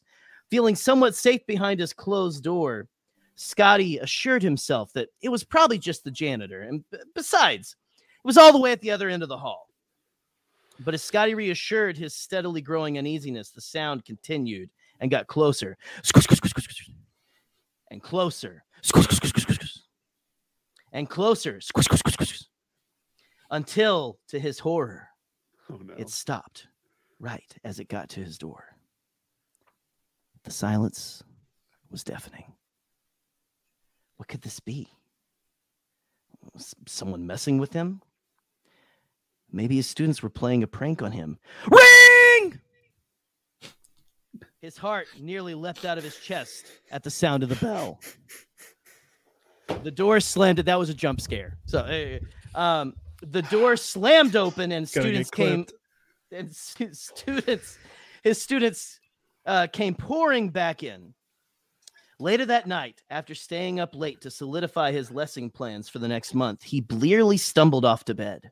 Slowly, he turned the knob and opened the door silently so as to not disturb his partner, who was long asleep. He creeped to the edge of the bed, but as he neared it, he stepped up onto something soft, yet firm, and then back off on the other side. But as he did, he heard an inhuman squeal of pain. Wow, wow! What the hell? Then the slithering sound began again, as loud as ever. He was not alone. He nervously called for his Google Home to turn on the master bedroom light, bracing for what terror awaited his eyes when the smart bulbs illuminated. There, before Scotty, was a mass of blubber with arms. It was like a slug, but with arms and clearly discernible facial features. It was slimy all over, and it smelled like rotting, sun-baked garbage. It was green all over, save for a tan belly and face. In fact, the creature's tan skin extended high to the top of his head, like a balding, middle-aged man. It reminded Scotty of actor and lead on the early 2000s cop drama The Shield, Michael Chiklis. The creature took a few heaving breaths and looked Scotty dead in the eyes and spoke. Scotty, the beast articulated. No way. You're a wonderful human being. This has been Slug. Slug!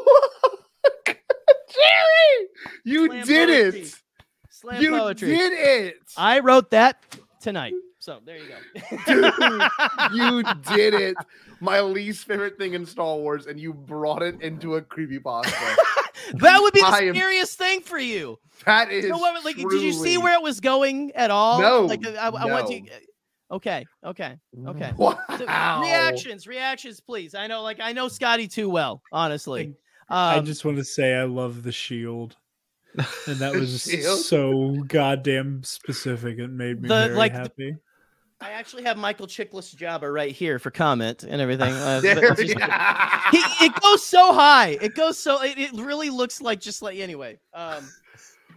Wow. I know that's Scotty's favorite thing, and so I had to say that. I know that's your least favorite line, everything. So that was for you, my friend. That is terrifying. I loved how I just love, and I do have those moments. That's no joke. Like tomorrow, I don't have to do recess duty, and it's a Friday. Literally, like the second they leave that room, it is.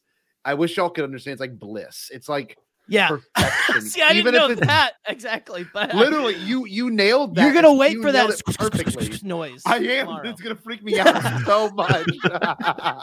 That was supposed to be him slithering around. And I thought the sound effect was excellent. I give the sound effect an A+. Absolutely. Thank you. I appreciate it. I don't have the sound design of a Pete Fletzer, but I tried to give a mouth sounds are better. And I think there's a future in ASMR for you. I think. Thank you. Yes. Yeah, I like it. Oh, just go to sleep. Go to sleep.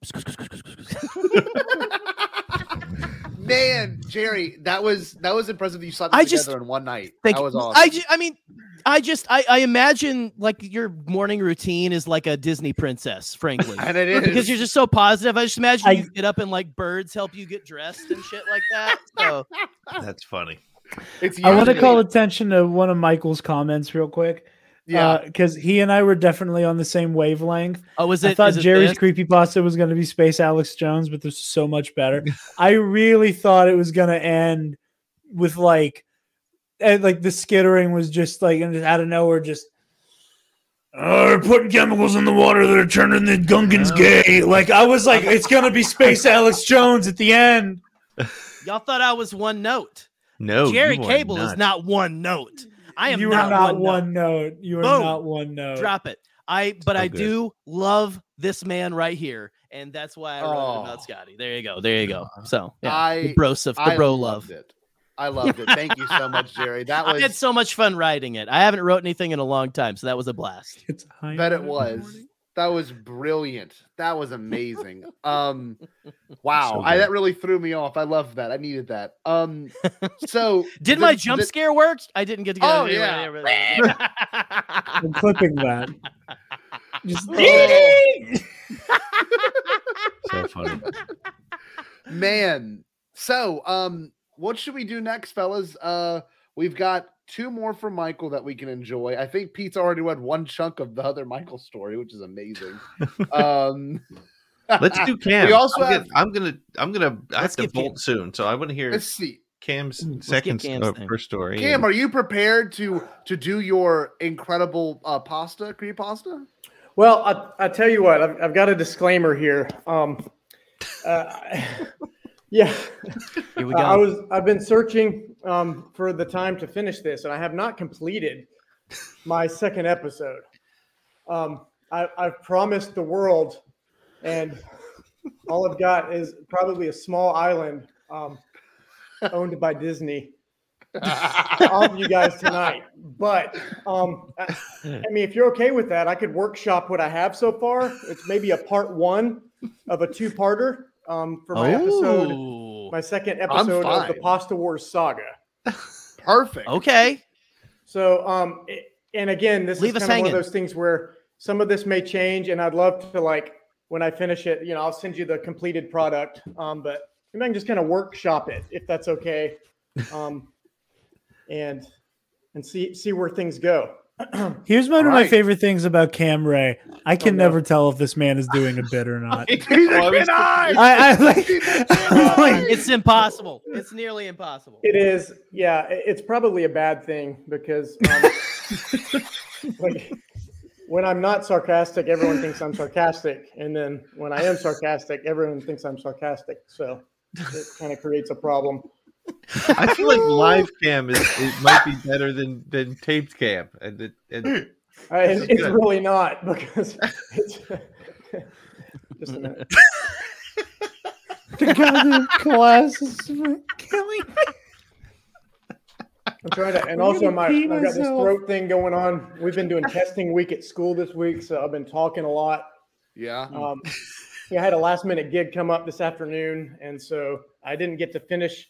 I like to do everything last minute. I'm a professional procrastinator, and also have a bit of attention deficit disorder going on. Actually, not a bit. That is not a bit. It's the opposite of a bit. Hey, you're in a safe space. It's okay. Oh man, I tell you what, it's like if you're talking to me, like you need to give me a minute because I've got about 8 other conversations happening at the same time in my head. They have nothing to do with reality or anything important. So anyway, okay, sorry. See, that's what I'm saying. I'm just gonna ramble on. So let me go ahead and read this for you guys. So last year, you know, we met the gang in Pasta Wars. Kind of the OT gang. Mm-hmm. Well, let's just go ahead and begin this, and then we'll go from there. So I don't have any music or any, you know, I'll do my best on the voices. Please don't hate me.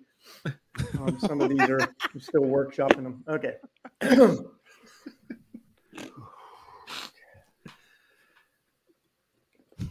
Okay. A long time ago, in an olive garden far, far away. Pasta Wars! Turmoil has engulfed the Olive Gardenic Republic. The greedy Fazoli's Trade Federation. Oh, I'm sorry. Let me start over, guys. I missed the best part here. I'm writing it as we go, so that's all I have so far, but I'm going to go and we'll do a little bit more now. Hold on just a second. Hold on, guys. Okay, all right. I wrote a little bit more. I thought it seemed a lot longer when I practiced.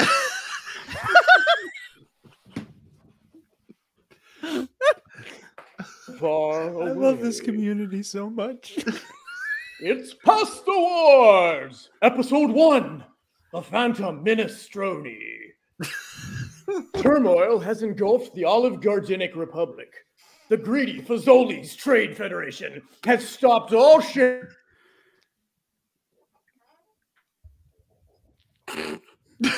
Including is this part of it? Is this not working? Is it not going? We had a little bit of a glitch there, but you're good. We had a little glitch. You're good. You're back. Is it breaking up here? A little bit. All right, let me do this, guys. Somehow I feel like Cam has worked that into his bit. I can't tell. All right, I'm gonna use my less than stellar computer camera. Is this a little better? Yeah. Yeah, you're good. Okay. You're good. I was using a wireless camera thing that never worked right. Okay. All right. So should we start over? I mean, I'm sorry, everybody. I'm kind of Take it from the Phantom Minestrone. Yeah, I agree. I concur. I My dad approves. Perfect. The Phantom Minestrone. Hi, Chris. Turmoil has engulfed the Olive Gardenic Republic. The greedy Fazoli's Trade Federation has stopped all shipping of breadsticks to the other questionably authentic Italian restaurants, including the small, peaceful Italian liquor store chain, Naboo's. While the board members of the Olive Gardenic Republic endlessly debate this alarming pasta chain of events, the Olive Garden president, Valora Michelli, dispatches 2 noodle knights, the keepers of pasta peace, Qui-Dole Jin and Obi-Wan Kenobi, to confront Newt Gunravioli, the evil leader of the Fazoli's Trade Federation. Qui-Dole Jin, a well-aged Italian gin and possibly the greatest noodle knight of all time, expecting short and successful negotiations, soon senses foul play and a sinister cloud of egg and flour that only existed in tales of the darker times for the Italian eatery industry. A phantom minestrone.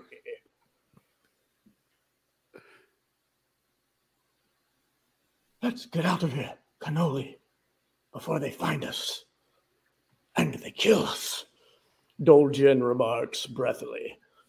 After a few benoodlings of Fazoli's fried mozzarella skewer guards using their pasta sabers, the Noodle Knights find refuge in the back of a Fazoli's J-Class cruiser, or FJ cruiser for short. While in hiding, Obi-Wan Kenobi jests. You were right about one thing, Master. The negotiations were short as pastina.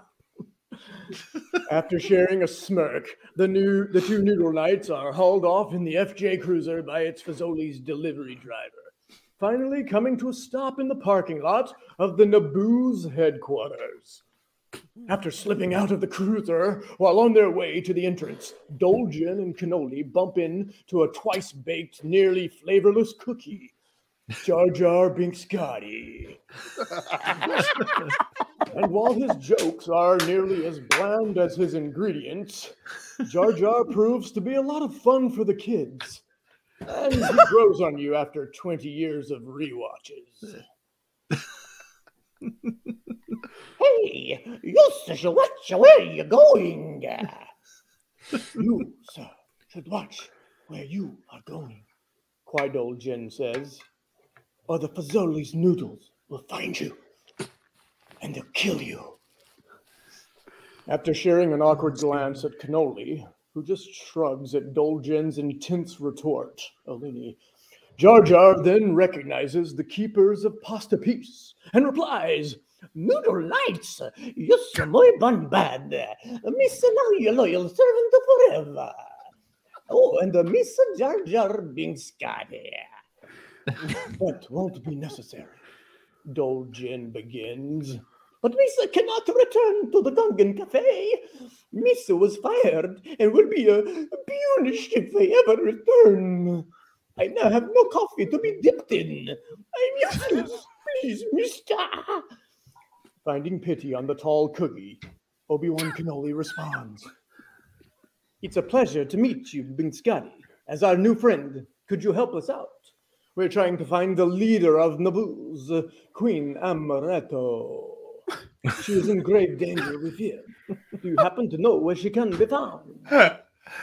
This I can show you, but to get there, we must be going through the back of this store. Jar Jar says as he shivers with unease. Along with their new friend, Binkscotty, the Noodle Knights head into Naboo's headquarters from the loading dock to warn Queen Amaretto of her diminishing safety. After coming close to being cooked and served several times by Fazoli's skewer guards, Dolgen, Cannoli, Binkscotty, and Amaretto escape in the Queen's Naboozian Fiat. Also, tagging along for the escape was Rosé 2D2, a favorite wine at Naboo's and Olive Garden alike. After escaping safely, the gang is forced to make a pit stop at Tatooine's Italian Grill when the Fiat's exhaust system Dolgen and Amaretto meet a young Noodle who is quite the Formula One enthusiast and, what the friends soon discover, a smooth talker. My name is Anna Cannelloni Skywalking. Can I help you? Wow! Oh my Jesus. Anna Cannelloni Skywalking adjusts his boyish tone into a more mature one. Are you an angel hair pasta from above? Slow your roll, sweetheart, Amaretto says. It's like the penguin in the trailer for the Batman. I'm an adult beverage, and you will always be the little Anna Cannelloni I met at Tatooine. Defeated for but a moment, Anna Cannelloni's pride returns as he says, "It's okay, Toots. Once I am an adult beverage." Just as the awkwardness grows thicker than a genetically modified lasagna noodle, Anna Cannelloni's boss, Watorzo, barges into Tatooine. "Hey, get back in your jar, little Anna Cannelloni."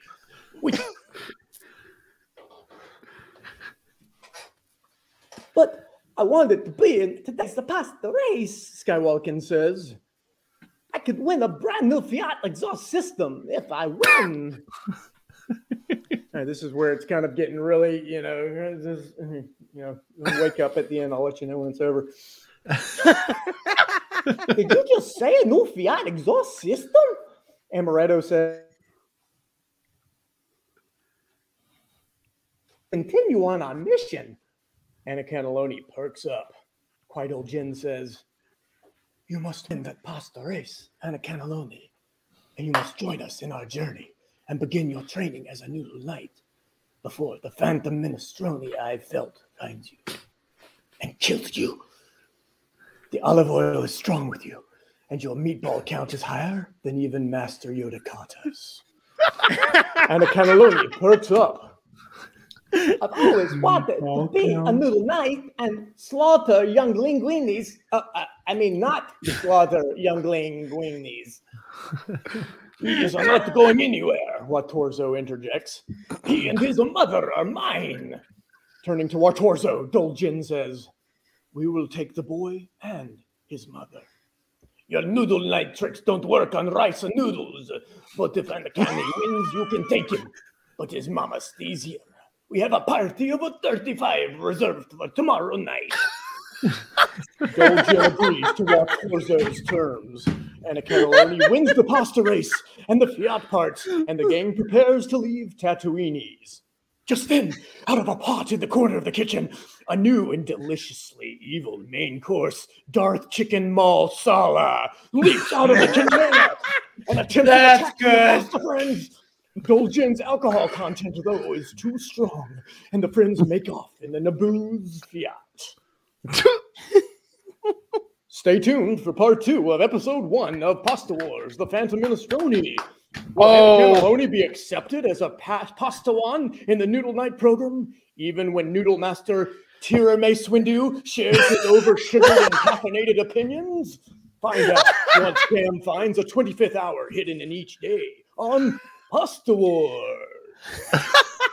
Oh, and scene. My God, Cam. Always. Sorry, guys. Effortless. No, that was incredible. It's pretty rough. There's not a joke in there that isn't perfect. Very well done. Thank you. Thank you. Yeah, so committed to every definitely bit. not tightened down. Here's what's impressive is his ability to do an Obi-Wan British accent but make it Italian at the same time. And his Jar Jar Biscotti was ridiculously good. You got the Italian swing in the voice, but it was still, stereotypical, offensive Rastafarian, which was thank you. It's a lot of weird stares on the way to and from work. It's remarkable because little Christopher Walken, young Anakin, right, is now going to be competing with the gut-wrenching scream from Pete's story.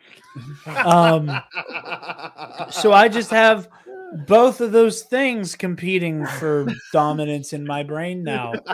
Thank you all. That's the only thing better than Christopher Walken is a little prepubescent Christopher Walken. that was fantastic. Very well done, Ken.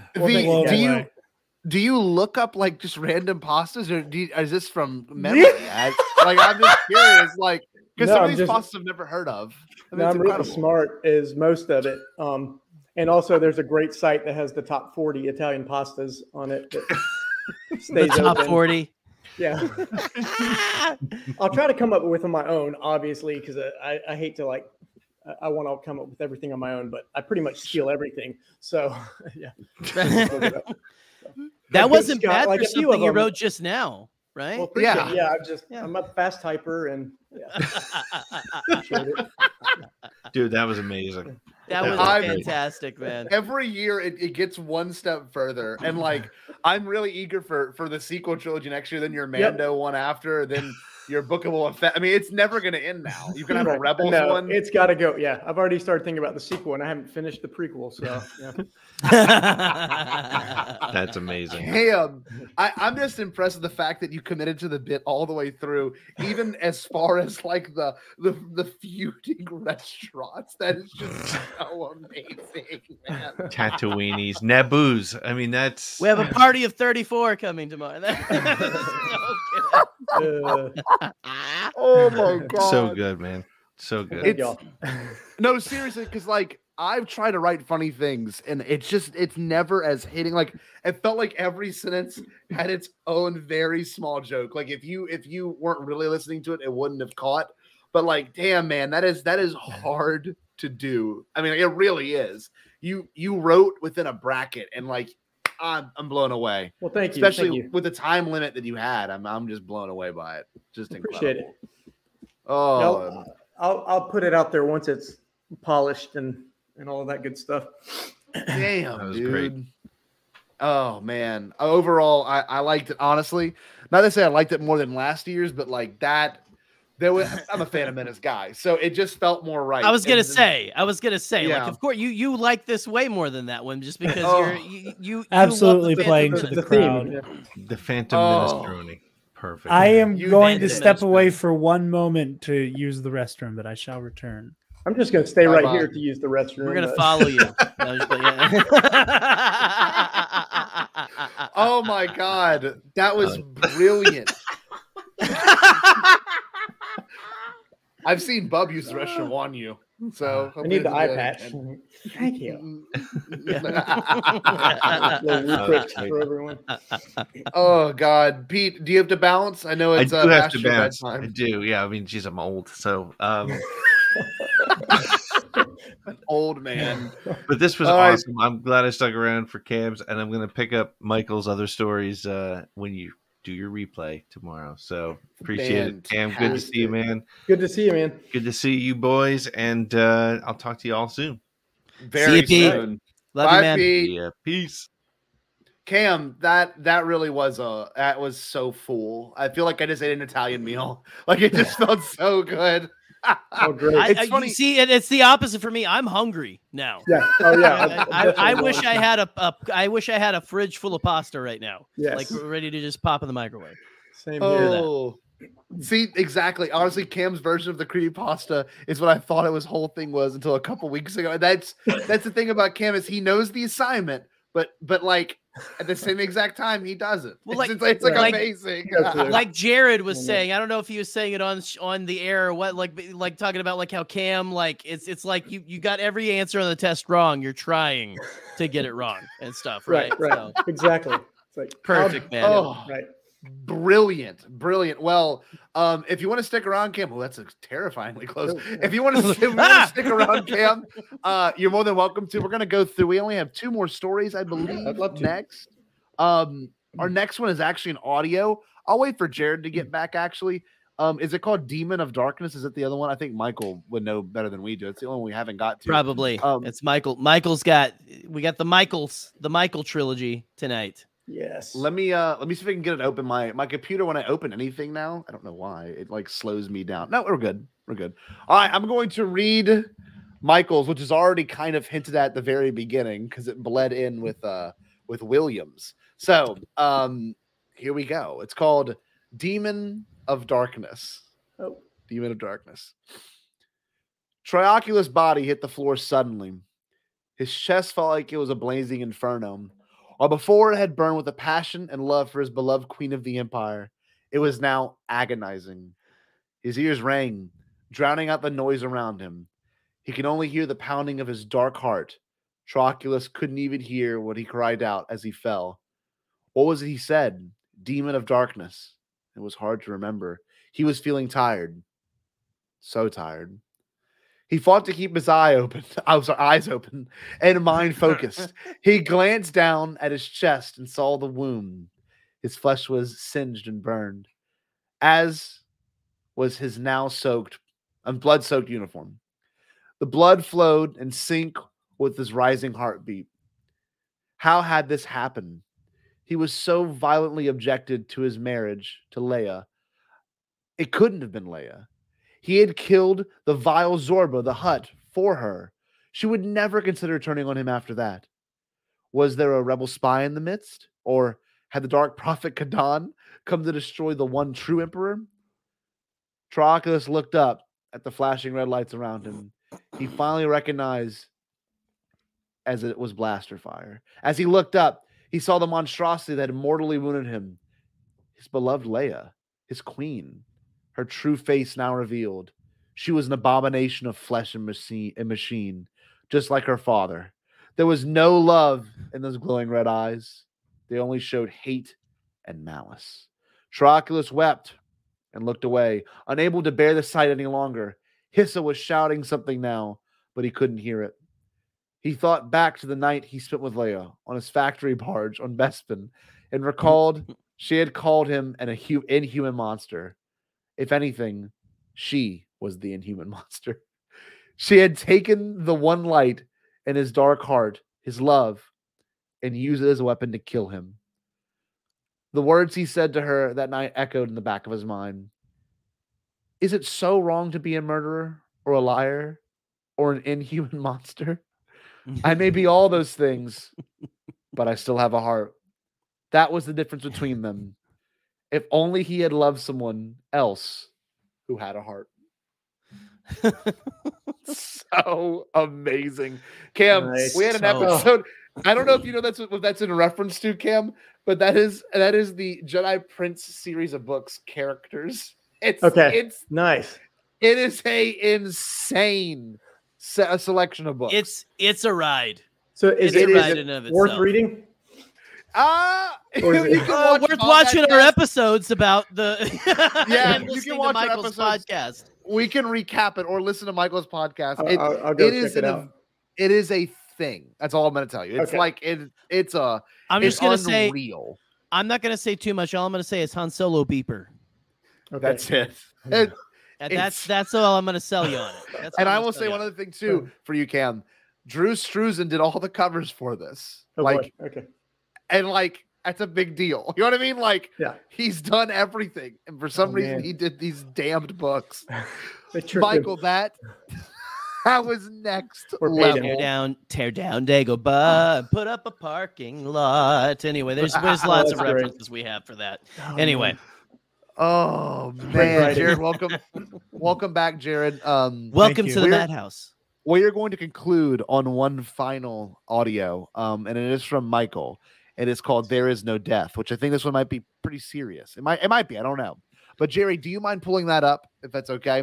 Sure, It's on the Google Drive. Again, kiss some more ass and stuff, guys. Yeah, I just got to say, just the name already gets me like jazzed because obviously that's part of the Jedi code. But if this is a creepypasta, this is probably going to be really dark and heavy.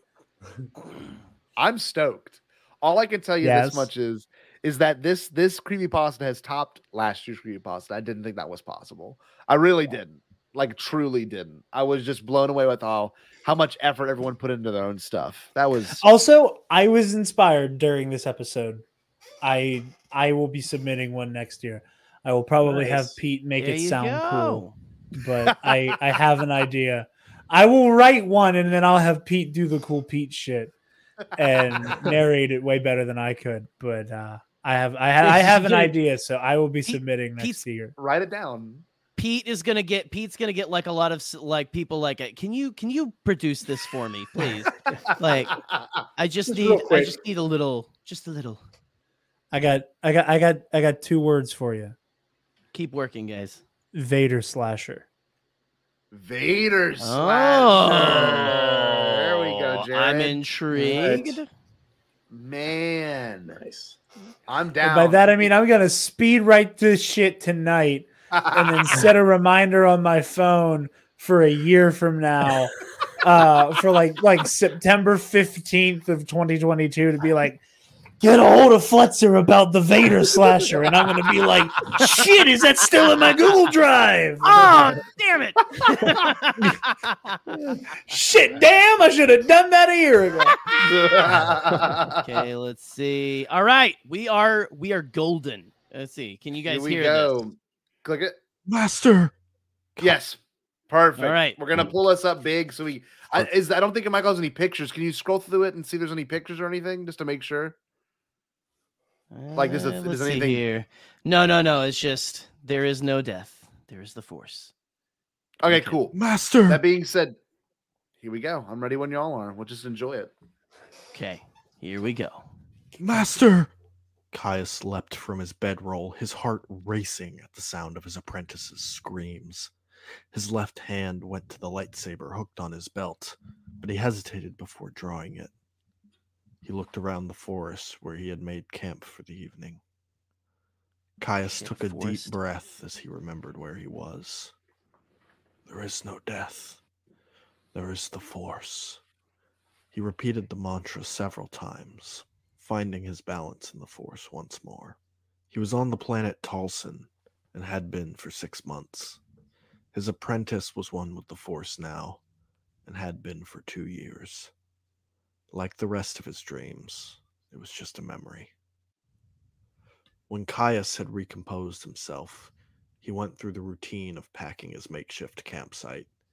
He had done it so many times now, it was almost comforting after such an abrupt awakening. It was becoming all too common for him to wake up like this. Caius continued through the forest for several hours toward a village he had yet to visit. The Force had guided him to Tulsan months ago, and he still wasn't sure why. He had wandered from settlement to settlement with no clear indication as to what his purpose was here. As he climbed over one last hill, he could finally see the village. It was near the ocean, which was also visible in the distance. A single island sat on the horizon with a dark storm cloud hanging over it. He had a bad feeling about that place. He climbed down the hill and headed toward the village. Caius proceeded down its main street. It seemed fairly humble, made of wooden shacks and ramshackle huts. There were very few people out and about, however. The villagers seemed to mostly keep to themselves, only interacting with each other to trade goods. "You there, young wanderer," an elderly female voice cried out. Caius stopped. He was almost 40. He wouldn't have considered himself young. Caius turned to see an old Zabrak woman sitting on a cushion on the side of the road. She looked at him with a smile while shuffling a deck of cards. "Care to have your fortune told? It only costs 5 credits. Kaya smiled. She looked as though she needed the credits more than he did. A Jedi, even one in hiding, didn't need many credits to get by. Sure, why not? I don't trust I've it. always been slightly curious about stuff like this anyway. He handed her the credits and sat cross-legged across from her. Is that a sabacc deck? The woman laughed. It is indeed. She fanned out the cards in her hands. Pick the first of your 3 cards. Caius pulled a card near the center of the deck and turned it face up as he placed it on the ground between them. It was a -2. This card represents your past. The Queen of Air and Darkness. There was a girl you once knew, but now she is elusive, ethereal. Caius smiled sadly, thinking of his apprentice, Soraya. True, your cards are correct, though the last word I would have ever associated with her was darkness. Darkness takes us all, eventually, the woman remarked, her voice low and rough. Nope. Take another card. This one represents your present. Caius pulled a card near the top of the deck, a -15 this time. The image on this card was a caricature of a sinister Deveronian. This card is the evil one. A dark shadow looms over you. The evil one sees you, but you don't see it. Not yet.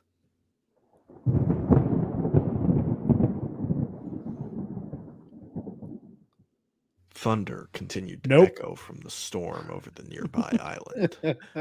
Caius found it hard to ignore the ominous weather. So, the last card will be my future? He asked. He was growing more eager to move this along. He didn't believe in fortune-telling, but there was something unsettling about all of this. Very astute. Pick one last card. Caius drew the card at the bottom of the deck. A chill ran down his spine as he turned it over. -13. Demise. That's bad. The woman did not need to elaborate on the meaning of this card.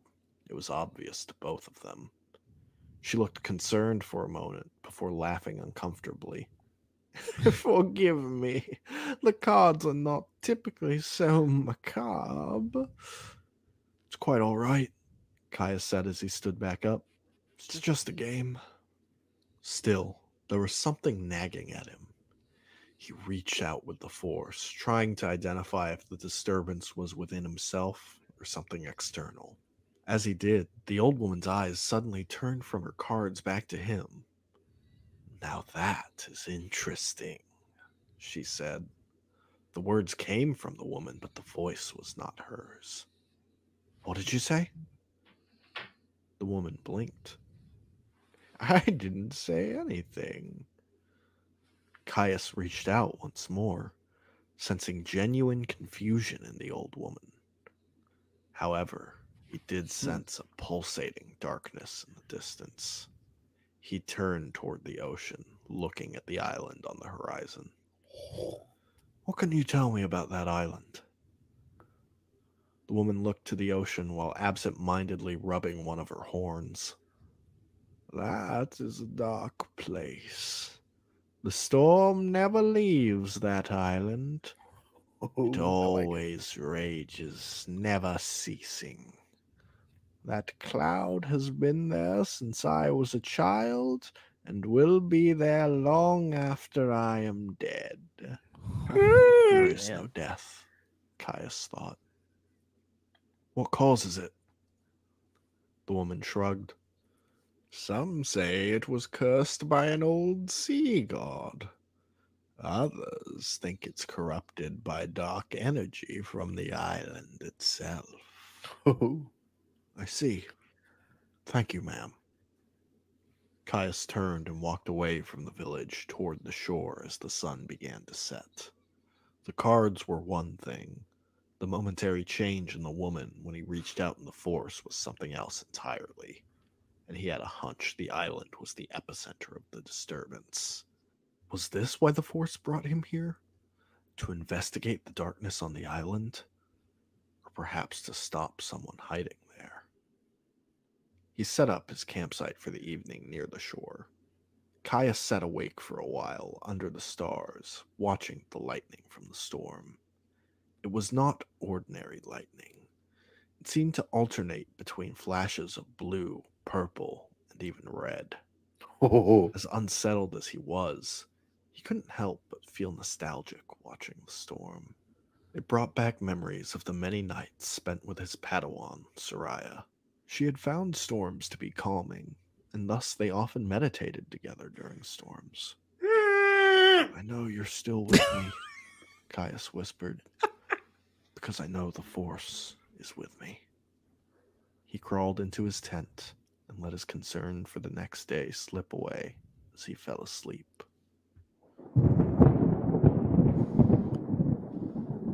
I have a bad feeling about this. Master Caius, come take a look at this, Soraya called out from across the room. They appeared to be in some sort of ancient library. Many shelves had collapsed and were covered with dust and cobwebs. Caius approached the short human girl with auburn hair hunched over an old tome. Find something interesting? Caius asked his apprentice. That's one way to put it. Caius flipped through several pages. It's written in several different languages, so I could only pick up on some of it. But there's a lot of mentions of the dark side. Caius stopped at a page of illustrations in which a dark warrior conjured lightning from his fingertips. And these images speak for themselves. It appears to be a manual on how to use certain dark side techniques. How did you find this book, Soraya? That shelf there is old. Most of the books are covered in dust. This one, though, was spotless, clean. Which means someone was recently reading it. Caius scanned their surroundings, now actively looking for danger. Caius turned sharply at the sound of an igniting lightsaber. Him tripping. He saw Soraya with her glowing yellow blade in a stance suggesting she was ready for combat. Too soon? She asked as she saw her master facing her. Caius smirked. Not at all. I think the potential danger means we should both use extreme caution and prepare for the possibility of combat.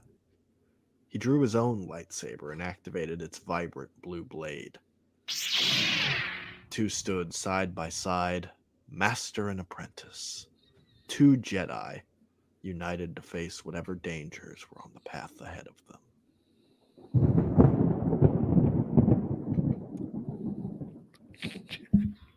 Caius sat up, suddenly fully awake. What was that? It felt like a memory, but it couldn't have been. He and Soraya never found a book about dark side techniques, nor had they ever been to that place. But Soraya acted just as she had when she was alive, eager to contribute and earn his approval. It was no ordinary dream. It was too specific, too real. Not to mention the fact that Caius's only dreams for the past 2 years had just been his memories. He exited the tent and looked to the island in the distance. Something or someone on that island was toying with his mind. Whatever it was had fabricated a false memory and showed it to him. Was it meant to deceive him or intrigue him? Caius left the campsite behind without packing anything. He ran straight for the nearest dock. He had to get to the island. He had to know what it was. Caius found a few fishermen preparing to set sail and paid all the credits he had in exchange for passage to the island. After an hour on the boat, the island was much more visible to him. It was smaller than he expected. A large stone tower covered in overgrown vegetation was the sole structure on the island. He could sense the fishermen's trepidation about sailing further into the storm. By then, however, they were close enough to the island for Caius to swim. He leapt overboard without saying anything to the others on the boat. He swam through the difficult waters with the aid of the Force and eventually made his way to the island's shore. He gripped his lightsaber within his left hand and started toward the tower. Caius approached the 2 metal doors at the base of the tower, but stopped before entering. He knew that his arrival was impulsive and emotional. In a dark place like this, he was very susceptible to the dark side. He took a moment to sit in front of the doors and meditate to center himself once more. After a few minutes, he stood and entered the tower. He instantly recognized the room he entered. It was an old library with most of the bookshelves toppled over. Books were scattered across the floor. Some were shredded or decaying, and nearly all were covered in dust. This was the place from his dream. Caius steadily approached one of the upright bookshelves where Soraya had found the book in the dream. Master Caius? Caius whipped around, grasping the hilt of his lightsaber with both hands. He turned and saw someone he hadn't seen in 2 years. Soraya? The young woman smiled, tears welling in her eyes. Master Caius, I can't believe I finally found you. She took a step forward, but Caius took a step back. This can't be possible. I watched you die. I watched the clones kill you. They blasted me, but I was only wounded. I escaped after a few days of being imprisoned. I've been looking for you for so long, Master. You're not real, Caius said. He desperately wished it were so, but it couldn't be. Soraya was dead. He had watched her die 100 times over the last 2 years. Out of there! This had to be an illusion or a test from the Force. It had to be. Soraya took another step forward, but Caius held his ground. He would often make you about to fight. Returning to the temple to get food on Ord Mantell, she said. You found a yellow kyber crystal to replace my original green one that was destroyed when we fought in the Battle of Ryloth. We used to play Pazak to pass the time when traveling through hyperspace. Only the 2 of them could have known these things. Caius lowered his guard slowly. How do you... Is it really you, Soraya? He reached out his hand toward her. No! She gently put her hand against his. Caius could feel her warm, smooth skin against his as they made physical contact. He could sense the light in her. She rushed forward and embraced him in a tight hug, which he gleefully returned. How did you find me?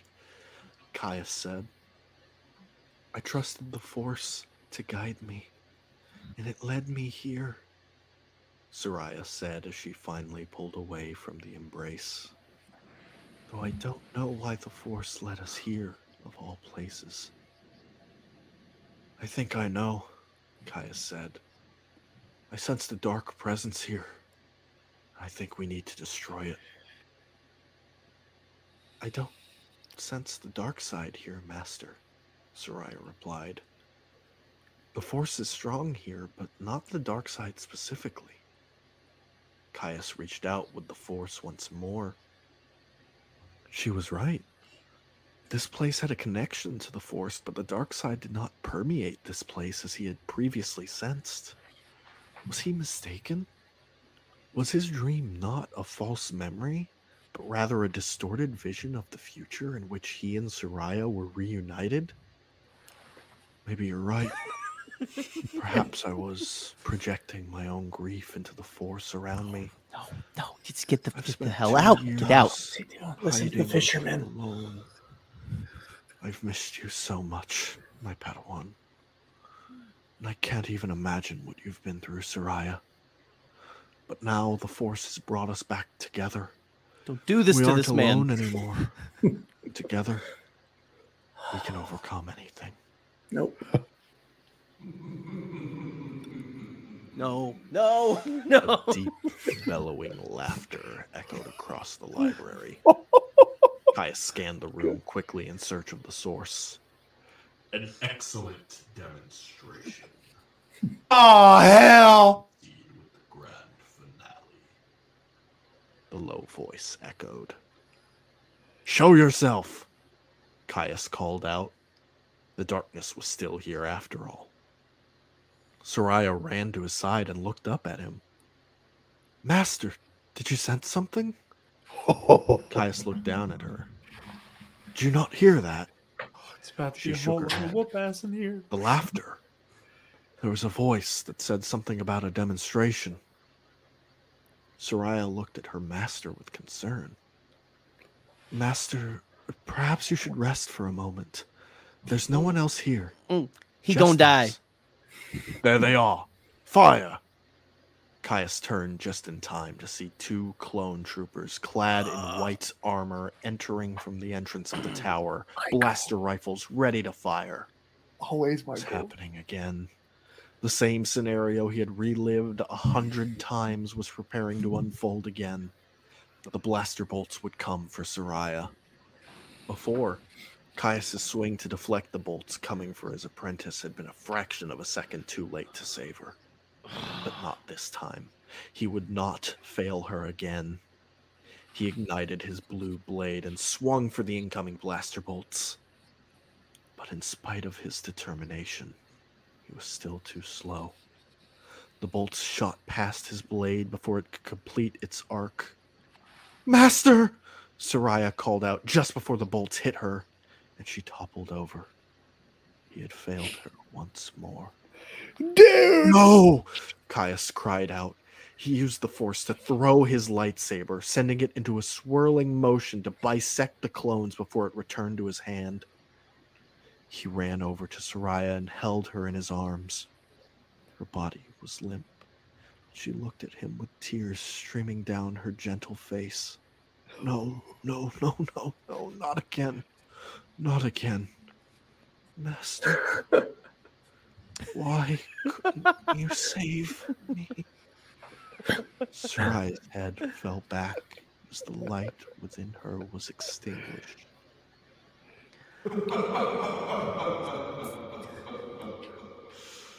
The dark laughter echoed through the library again. Hell. Well done. Perhaps the time has come for us to reveal ourselves. Caius looked up to see two figures watching from a balcony above him. A man and a woman leaned over the railing, dark hoods and cloaks concealing their features. They had not been there a moment ago. Caius went to place Soraya's body on the ground, only to find that he was holding nothing. He turned to the bodies of the clones and found them missing as well. The dark side of the Force was palpable once more. He was practically drowning in it. He had never heard of illusions so powerful, yet they had deceived him all the same. And these two were the ones responsible. They were amused by his grief and torment. Caius could feel anger rising within him. What sort of magic is this? Are you one of the witches of Dathomir? Caius held his lightsaber in front of him and assumed an offensive stance. This time the woman laughed. She leapt over the railing and gently floated to the ground with the Force. The Night Sister's magic is primitive compared to my sorcery. Oh. She reached out with her hand and Caius's body froze. Every muscle in his body went rigid, held in place with the Force. He fought with all his strength, but was helpless to move. His mind was too clouded by his own rage and grief to call upon the Force. He was outnumbered and outmatched. The woman approached him and plucked his lightsaber from his hands. She deactivated the blade and walked behind him. He couldn't turn his head to face her. I think I have something you might like better. She returned to his field of vision, stood directly in front of him, and placed a different, deactivated lightsaber in his hands. It was the hilt of Soraya's lightsaber. Another illusion meant to mock him. Do you like it? How could you have known what it looks like?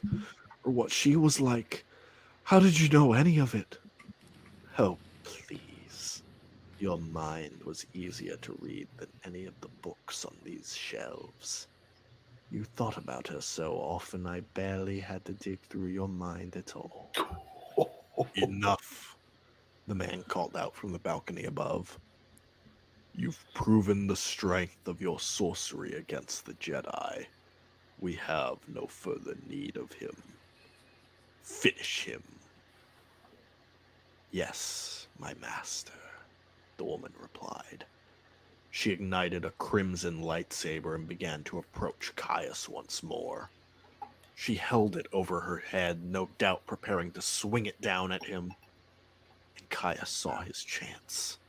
If he could activate his blade, she would be impaled as she approached, and he would perhaps be freed to fight her master. But he still couldn't move his body. There was only one other way. He concentrated with the Force and focused his mind on the activation button on his lightsaber. He couldn't see it through the illusion, so he instead visualized it in his mind. The haze of darkness and fear threatened to cloud his concentration, but he found his mark. He used the Force to press down on the button he could not see. The bright blue blade shot to life from the back end of his lightsaber, impaling Caius through the chest. His gaze lowered to the lightsaber in his hands.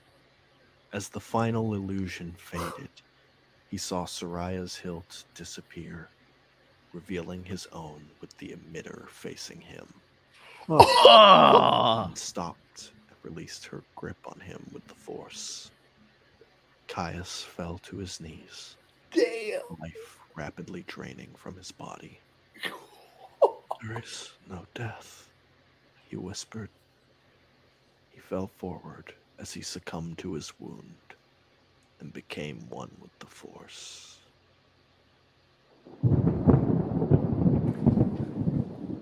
Nice. No. Michael, we ain't cool no more. Wow. Oh, man. Michael, we're not cool anymore. What a way to hang out with end Kevin it. Scott. Holy cow. Yeah. That was some Kevin Scott shit. Yeah, that's next. That was- man. That was cruel. That was cruel and unusual, and I don't want to talk to you anymore. I don't want to be your friend. So much of that wanna- was so. Oh was great. man. Michael always brings in the clone troopers. He knows how to hit us because the last story he wrote, it had to do with good soldiers follow orders. Yep, the clones turned. This time it's the different perspective. Man, I like this. It was influenced by the Elder. Like I love that whole the Elder is creepy. Yes. And stuff like the way they go and find just this random dark sider, and it's just oh man. So well done. So well done. I thought the audio was great. Yeah, the audio was good, dude. Dude, you're up there. That's up there with Pete's, man. Yeah. That is I fantastic. like your delivery. Mm-hmm. Your delivery was very, very well done, Michael. You have a very nice voice. I'm not kidding. It's like a very dark. Like it sounded really cool when you read it, man. I'm That was really amazing. sad. Yeah, that was I'm just upset. Like, damn. What a solid way to wrap this whole evening up, Michael. that was 10 out of perfect. 10. That was incredible. That is exactly how it should be. It was enough to make you freaked out, but also was enough to keep you intrigued the entire time. And I want to know if you can answer this. Was that Vader? Because it was clone era, right? Was that Vader also with that sorceress? Just curious. Hopefully he'll give me an answer. No, but the part where the blade gets him and it's his blade the whole time. Brilliant. I feel like he's saying it's just like they are just random Darksiders just out there, kind of like that guy in the Elder. Maybe. I don't know. I like. Look, Michael said it made him upset. I agree, dude. You should feel bad. No, I'm just kidding. I mean, that's a great You've name. heard us That's a all great, like that. great Star Wars name, man. Caius. I was almost in tears for most of that and stuff. Just like when he finally gets there and starts to see her, just that whole Vision section plays back out. is so heart-wrenching. It's so heart-wrenching. Darksiders are mean. I want to fight you. Darksiders are mean. Michael, I want hands. Oh, here we go. A little bit of sizzle here. The characters I made up, you can find out more about them in my video about characters called the Eulogy or the Elegy of Malevolence. Damn. Wow. Oh, go check that out, guys. Seriously. For my Star Wars RPG I ran last. See, Michael wants to do a Star Wars RPG at Bombadcast, and I think everyone in this chat would be down to do a real Star Wars RPG. Like, oh my God, I'm so in. I'm so in. Just don't hurt me. Just don't hurt me like that. You know? That's all I gotta say. That's all I gotta say. That was amazing, Michael. Thank you so much for that. Seriously. That was incredible. God bless. Messed me up a little bit. It's just that we're all so speechless here now. Oh my gosh. That's great. This is great writing, great delivery. I need a drink. Oh, that is awesome. Well, look, I gotta say this. This is an amazing creepypasta. This was good. This is damn good. Perfect. Another great year of it. Fantastic. Creepy Cavatapi. There you go. Yes. With that being said, I guess we should sign off. It's getting a little late here where we're all at. We're 2 hours 26 minutes in, but it's 2 hours and 26 minutes of sheer gold. For real. This is just absolute gold. Look, dude, I'm so glad we can give you the chance to write and be this way because it's why we like doing this stuff. It lets us get creative. Like, I'm going to really think about this story probably the next couple of days because it was so, I don't know, but it was check out Michael's channel and stuff too, yes, because he's got other short stories and stuff on there as well. So good. So seriously, so good. Well, so good. To wrap this up, I think we should get our little plugs in. Cam, I'm gonna let you go first. Cam is one of my favorite content creators, and I'm not joking. I know I'm laughing through it. Let's hear it, Cam. Where can we find you? Semi-production, man. Well, you can find me on Twitter at Cam Ray and on YouTube, Cam Ray Semi Productions. And I put out some subpar, mostly Star Wars comediocrity. So there you go. And then I've got this monkey lizard bub who's now trying to rule the galaxy. So yep, I heard. So it's terrifying. It is terrifying. Thank you guys so much for letting me come on. And look, Cam, just a sizzle right here. Cam will make a brief appearance in Podathon as well in the form of a commercial with Bub. So I am stoked for that little appearance. It's going to be quite the experience, I'd imagine. Always. Cam, thank you so much for being here, man. Thank you guys so much. Oh, dude, anytime, for real, anytime. Jared, what's up with you? What's going on with you, Jared? Cookie Cup. First of all, I just want to say, like, I am also very happy I finally got to like be on screen with Cam at the same time. Yes. I was very excited when I realized he was going to be on. So it was an honor and a great time because I feel like I know you guys super well, but like we've never really done this, so this is pretty cool. Yeah. Never. Yeah. It's insane. It's wild. It is. And I was very happy. It was very, very, very funny, man. You guys can find me on Twitter and Instagram at DarkJedi2552. You can find the Nerd Academy podcast on Facebook, Twitter, Instagram, YouTube, and wherever you listen to podcasts. We got a show for just about all of your nerd stuff. Main show, the Nerd Academy podcast, covers all entertainment news and stuff like that. Knights of the Nerd Republic, same thing, but Star Wars. Number one contender is our Movie Trivia Schmodown podcast. Campus Life is our conversational show. And Movie Club, where, as the name implies, we pick a theme and watch movies. Campus Life and Movie Club are on kind of like an unofficial hiatus just because scheduling's been rough. But there's a good back catalog for all of those. Yeah, and then like I said, I'm gonna be helping run stuff behind the scenes for Podathon. Heck yeah. I'll like Podathon plug again. Like y'all need to show up and show out and donate money because these amazing men are like in specific reference to Jerry, Scotty, and Pete. Obviously, there's a plethora of people who are all involved in the actual show itself. But in terms of people who got stuff started, like y'all gotta show up and show out and kick ass for these guys because I'm proud to call y'all friends.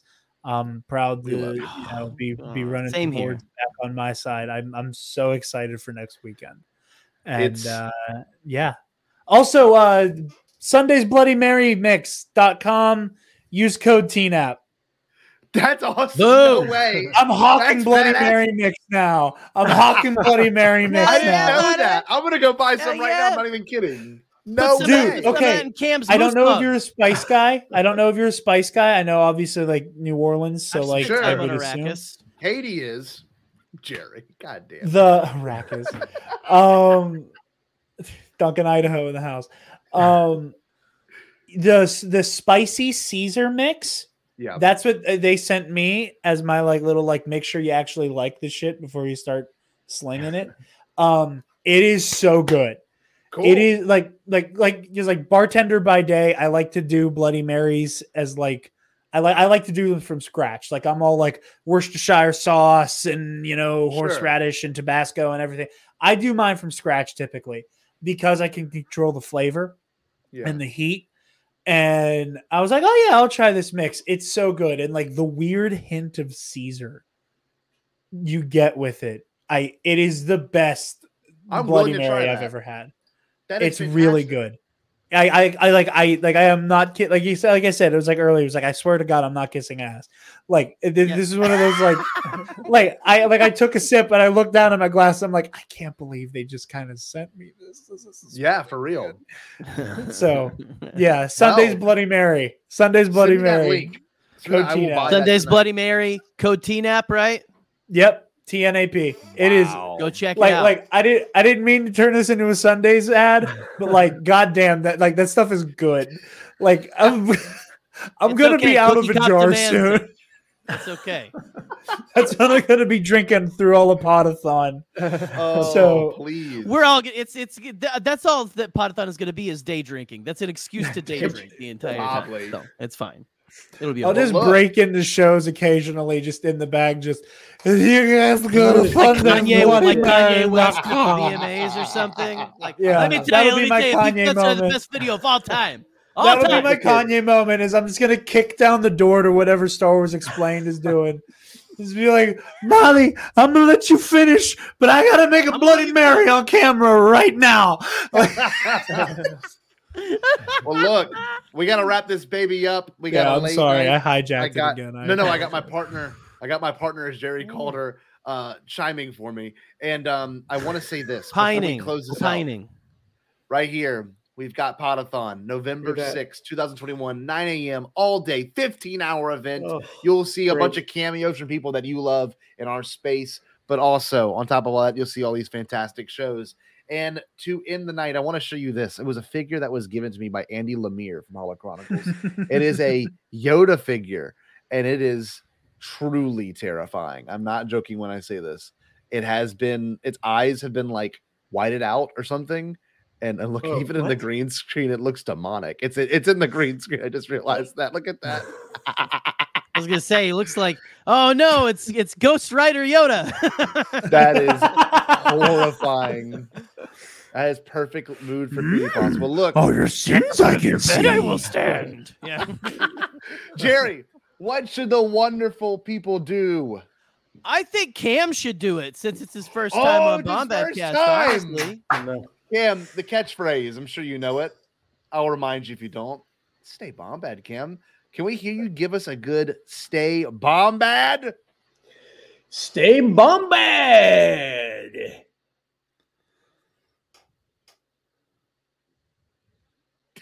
Stay Bombad. Peace.